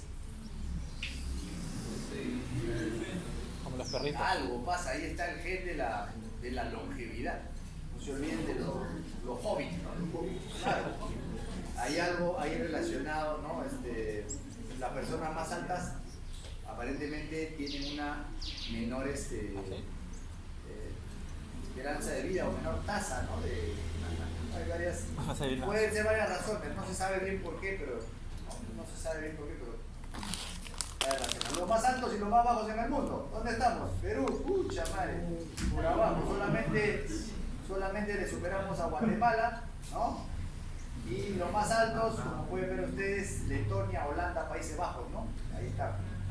Los más altos en Sudamérica, Argentina, las más altas en Sudamérica, Uruguay, las uruguayas, por si acaso, Perú, abajo en la tabla, aparecen las eliminatorias, ¿no? Aparecen las eliminatorias. Está de la Richie, ¿no? Igualito, no es la tabla de las eliminatorias, es los más altos y las más altas en Sudamérica. Muy bien, entonces lo que estamos diciendo es, pero profesor, ¿cómo va a ser 1,65 m si yo mido 1,78 m? ¿Cómo va a ser? Claro, pero uno es ninguno, ¿no? O sea, el promedio es lo que baja. Es lo mismo que está pasando en los exámenes de medicina de afuera, ¿no? O sea, hay notas muy altas. O sea, si ustedes van a ver los cuadros, las notas, hay alumnos de la universidad que han llegado a sacar más de 17 en el examen nacional de medicina. Pero si a la par tienen otro estudiante que ha sacado 0,3 de la misma universidad, entonces en vez de arreglar la cosa, está pues restando, ¿no? Eso es lo que está pasando. Entonces, la talla de las personas es un promedio entre el papá y la mamá, por si acaso, ¿no? O sea, tú tienes la talla promedio entre tu papá y tu mamá, más o menos 10 centímetros. Eso es la fórmula en endocrinología, por si acaso. ¿De acuerdo? Entonces, si eres bajito y quieres mejorar lo que viene, tus hijos, entonces ya sabes lo que tienes que hacer, ¿no es cierto? Si eres alto, muy alto, ¿no? Te dice robafón, pues, para que bajes también, ya sabes lo que tienes que hacer. Entonces, y realmente se compensa, ¿no? En el tiempo, ¿no? Porque tú ves a unas mujeres bajitas con mujeres bien altas, ¿no? No se ve así de la mano. ¿Cómo hará? Dice uno, pero se ve, ¿no? Al alto le gusta la bajita, así es, el mundo es al revés, como dicen, ¿no? Al blanco le gusta la negrita le gusta el blanquito, así el mundo se va compensando, todo se va mezclando, así es. ¿Qué hormonas van a ver ustedes que vienen del sistema nervioso central? Hemos visto, hay varias, ¿no? Pero hay algunas que no nos da el tiempo, por ejemplo, de hablar, ¿no? Hay algunas que nosotros tenemos un sílabo y hablamos de lo más importante para todos, pero hay tópicos que van adquiriendo relevancia en el tiempo y que, bueno, ya es menester de ustedes que puedan revisar. Por ejemplo, la glándula pineal produce melatonina, ¿no? Una hormona muy relacionada con el sueño y la vigilia, ¿no? Ahora se vende bastante, ¿no? Melatonina de manera en gomas, en pastillas, tabletas, grajeas, se forman para poder inducir el sueño, ¿no? En las personas. Y es como una hormona natural que se puede dar, ¿no? Y se ve varias cosas relacionadas con la melatonina, ¿de acuerdo? No confundan melatonina con melanina. Melanina es la... ¿Qué cosa es melanina? La que pigmenta, ¿no es cierto? La que pigmenta, ¿no? La que da pigmentación. En el examen a veces es melanina, melatonina, ponen melatonina. Muy bien. ¿Qué pasa con la hormona de crecimiento? También conocido como somatotropina. ¿Qué es lo que va a pasar?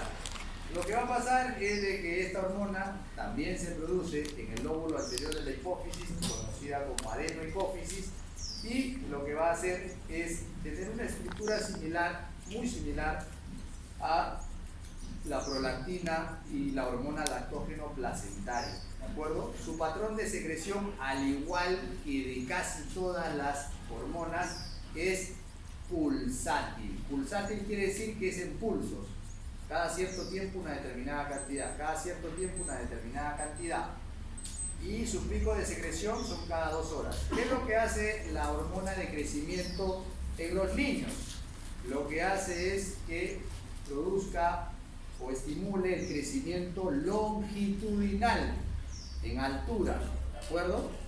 Cuando está posible ese crecimiento, es decir, cuando todavía están presentes los núcleos de crecimiento en las epífisis, ¿de acuerdo? Pero cuando ya se cerró ese cartílago de crecimiento y ya hay un aumento exagerado de la hormona de crecimiento, el crecimiento se va a dar, pero ya no va a ser longitudinal, va a ser transversal. Eso produce una enfermedad que se llama acromegalia. Y en el caso de un niño que tenga una cantidad exagerada de producción de hormona de crecimiento, como el crecimiento va a ser de manera longitudinal, también produce otro problema que se conoce como gigantitis. ¿De acuerdo? Es lo mismo, solo que en uno ya se cerraron los cartílagos de crecimiento, en el otro todavía está presente. Muy bien. Sin embargo, la hormona de crecimiento, que es súper importante para el crecimiento estatural, también es importante para que las personas puedan reparar los tejidos, ¿de acuerdo? Durante el día ustedes están de una u otra manera haciendo uso de diversos tejidos de su cuerpo y los están inflamando. La manera de cómo se desinflama es durmiendo, porque cuando uno duerme produce hormona de crecimiento y si produce hormona de crecimiento se reparan los tejidos, ¿de acuerdo? Entonces es importante para las personas adultas, por supuesto que es importante. Para los niños, con mucho mayor razón, porque no solamente hay reparación, sino también crecimiento. Niños que no duermen, no crecen. ¿Ah? Entonces, número 1. Personas que no duermen, adultas, no reparan. Si no reparan, las células a largo plazo aparecen cáncer, por si acaso. Entonces, muy importante descansar las horas que te corresponden. Deja de estar mirando Netflix, Disney, tonterías y ponte a dormir. Si no estudias, ponte a dormir. La hormona de crecimiento en las células, ¿qué hace? puede generar dos cosas. Puede generar hipertrofia o puede generar hiperplasia. Puede generar hipertrofia o puede generar hiperplasia. ¿Qué es la hipertrofia? Es el aumento del tamaño de la misma célula. La hace grande. Por ejemplo, una persona que se pone hormona de crecimiento y va al gimnasio, lo que va a hacer es, va a generar hipertrofia muscular. ¿Sí o no? ¿Sí o no? Sí, sí, en parte, sí. Pero también puede ocurrir la hiperplasia. La hiperplasia es el aumento del número de células. Aumentan las células, eso se llama hiperplasia. ¿De acuerdo? Muy bien. ¿Qué cosa regula, qué cosa estimula, qué cosa inhibe la hormona de crecimiento? Varias cosas, ¿no? Acá hay varias cosas que tienen ustedes que revisar porque de aquí de todas maneras vienen preguntas de examen, ¿cierto? Entonces, pero yo les puedo decir algo bien importante. La glucosa, por ejemplo, la hipoglucemia, o sea, glucemia es la cantidad de glucosa normal en sangre. ¿Cuánto es el valor de glucosa normal en sangre? ¿Cuánto es? ¿Cuánto? Eso, punto. Me vas a acordar.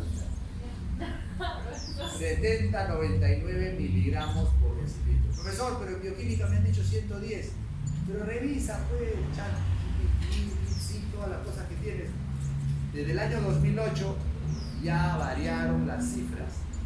La Asociación Americana de Diabetes dice los valores de glucosa normal en ayunas en sangre es de 70 a 99 miligramos por decilitro.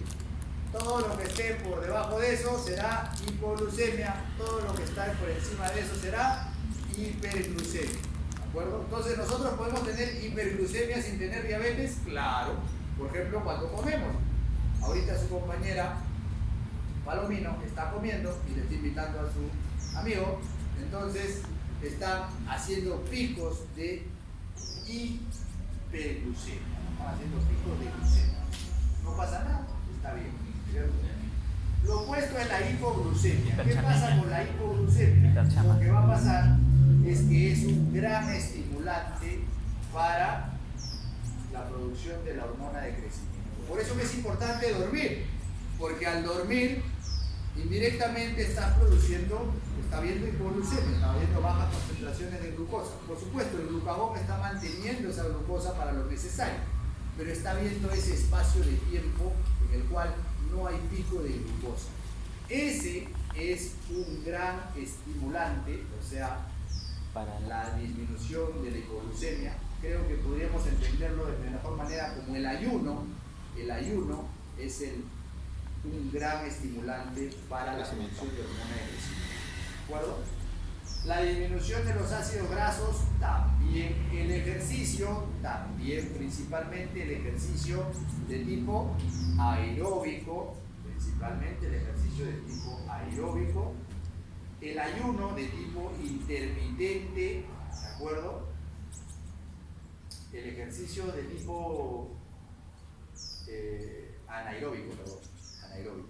¿Por qué? Porque el anaeróbico es el que uno hace fuerza.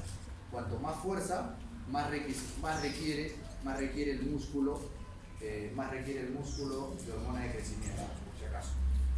Glucagón, también. Pirógenos, estrés. ¿El estrés es importante para secretar hormona de crecimiento? Sí. Todo en justa medida, ¿cierto?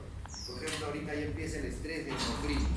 Empiezan a secretar la hormona de crecimiento. Agonistas alfa-adrenérgicos, agonistas de dopamina, estrógenos, andrógenos. Y muy importante, el sueño de un tipo especial. No se olviden que hay sueño de tipo REM y no REM. El estimulante es el estadio 3 y 4 del sueño no REM, por si acaso. ¿De acuerdo? No REM. Muy importante porque lo opuesto a veces es simplemente aprenderse un lado. O sea, si ustedes se aprenden los estimulantes o los inhibidores, lo opuesto es, bueno, ya está, no hay mucho problema. Si en un lado es el REM, en el otro lado es no REM, ¿cierto? Si en un lado es hipoglucemia, en el otro lado es hiperglucemia, y así es. Entonces, algo que debemos recordar siempre es que el inhibidor de todas las hormonas. Hay una hormona que se llama somatostatina. Esta hormona, también conocida como hormona inhibidora de la hormona de crecimiento, en realidad es una hormona que inhibe todos los ejes, ¿verdad? Es una hormona inhibidora de todos los ejes, la somatostatina. Este IGF-1 es factor de crecimiento tipo insulino o tipo insulínico de tipo 1, ¿ah? O similar a la insulina, también le dicen unos de tipo 1. El envejecimiento inhibe la producción de hormona de crecimiento, sí, pues, inhibe. La obesidad y el embarazo también, así que a tenerlo en cuenta, ¿de acuerdo? ¿Cómo se dan estos efectos de la hormona de crecimiento? Miren, esta adenohipófisis que ha sido previamente estimulada por las neuronas que producen la hormona liberadora de hormona de crecimiento del hipotálamo, han venido a estimular estos factores o estas hormonas a la producción de hormona de crecimiento a través de las células somatotropas, ¿cierto? Y esta hormona de crecimiento tiene dos vías: o actúa directamente en el tejido, que puede ser el tejido adiposo, el tejido óseo o el tejido muscular, o pasa primero por el metabolismo de primer paso del hígado. Va primero al hígado y en el hígado se convierte a IGF-1. Esta IGF-1 es conocido como factor de crecimiento similar a la insulina y también es conocido como somatomedina. ¿De acuerdo? Y esto puede actuar como somatomedina, se puede actuar en el músculo, se puede actuar también en el hueso o se puede actuar también en la grasa. Pero la misma hormona puede actuar sin convertirse en somatomedina, también puede ser, ¿cierto? Entonces, ¿qué es lo importante? Que en el tejido adiposo lo que va a hacer es disminuir la captación de glucosa, va a aumentar la lipólisis. En el hueso aumenta todo, en el músculo disminuye la captación de glucosa y aumenta la síntesis de aminoácidos y proteínas, ¿de acuerdo? ¿Cómo se da la regulación del eje somatotrófico? ¿Ya?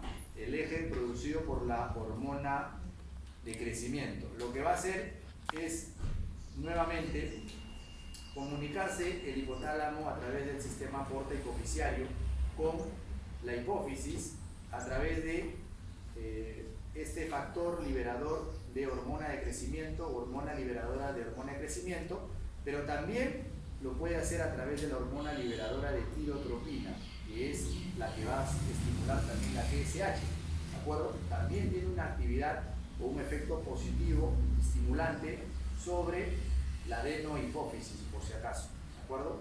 Se produce la hormona de crecimiento y esta hormona de crecimiento o se convierte en el hígado en somatomedina o IGF-1 o actúa directamente sobre la célula diana, ¿no? De tal manera de que va a promover el crecimiento de los órganos y los tejidos en general.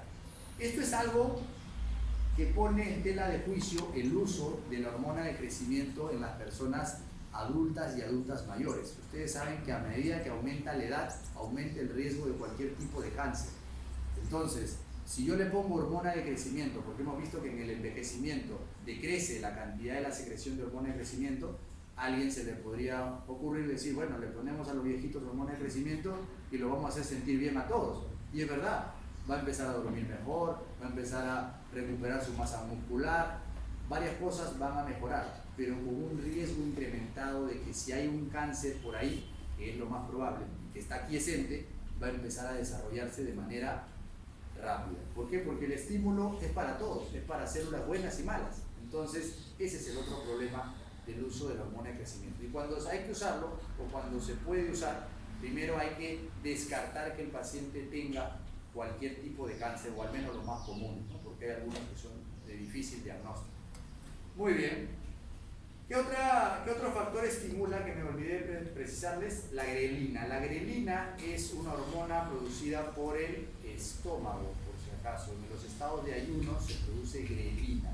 La grelina estimula el hipotálamo y el hipotálamo hace que se secrete mayor cantidad de hormona de crecimiento, por si acaso. ¿Ya? Y más bien, el tejido graso, que es la forma más eficiente de cómo guardar energía por el cuerpo, produce otra hormona, no es la grelina. ¿Qué hormona produce? ¿Qué hormona produce el tejido graso? ¿Han escuchado de la leptina? La leptina, eso es lo que produce. Entonces, las personas con el tejido graso incrementado producen leptina, y esa leptina más bien hace un efecto opuesto a la grelina, ¿no? O sea que inhibe las ganas de comer. Pero entonces los gordos, doctor, ¿cómo puede ser posible que el gordo tiene cantidad de grasa? Pues entonces ¿cómo va a dejar de que comer si come un montón? ¿Me he dado cuenta? Claro, lo que pasa es que hay algo que se conoce como la poca sensibilidad o la baja sensibilidad a la leptina. En el caso de ellos hay hiperleptinemia y eso hace de que tenga una baja sensibilidad, por lo tanto no funciona igual, ¿de acuerdo? Recuerden que todo lo que hablamos es en estado fisiológico. La obesidad no es un estado fisiológico, por si acaso, ¿de acuerdo? Muy bien. Y esta vez que es SST es la somatostatina, que es justamente la que regula el eje. Nuevamente, para recordar el sueño, lo que hace el sueño es estimular justamente a estas hormonas para la producción de estos factores estimuladores y producir de esta manera la hormona de crecimiento, ¿de acuerdo? Los picos de glucosa, ¿no? Los picos de glucosa y van a inhibir más bien la hormona de crecimiento. Entonces, si quieres que crezca tu hermanito, tu sobrinito, no le estés dando chupetín, no le estés dando esas tonterías, déjale que coma todo natural, que duerma bien y que haga ejercicio. Eso es lo mejor. Muy bien, chicos, no es mejor maestro el que sabe más, sino el que mejor enseña. Gracias, nos vemos el miércoles.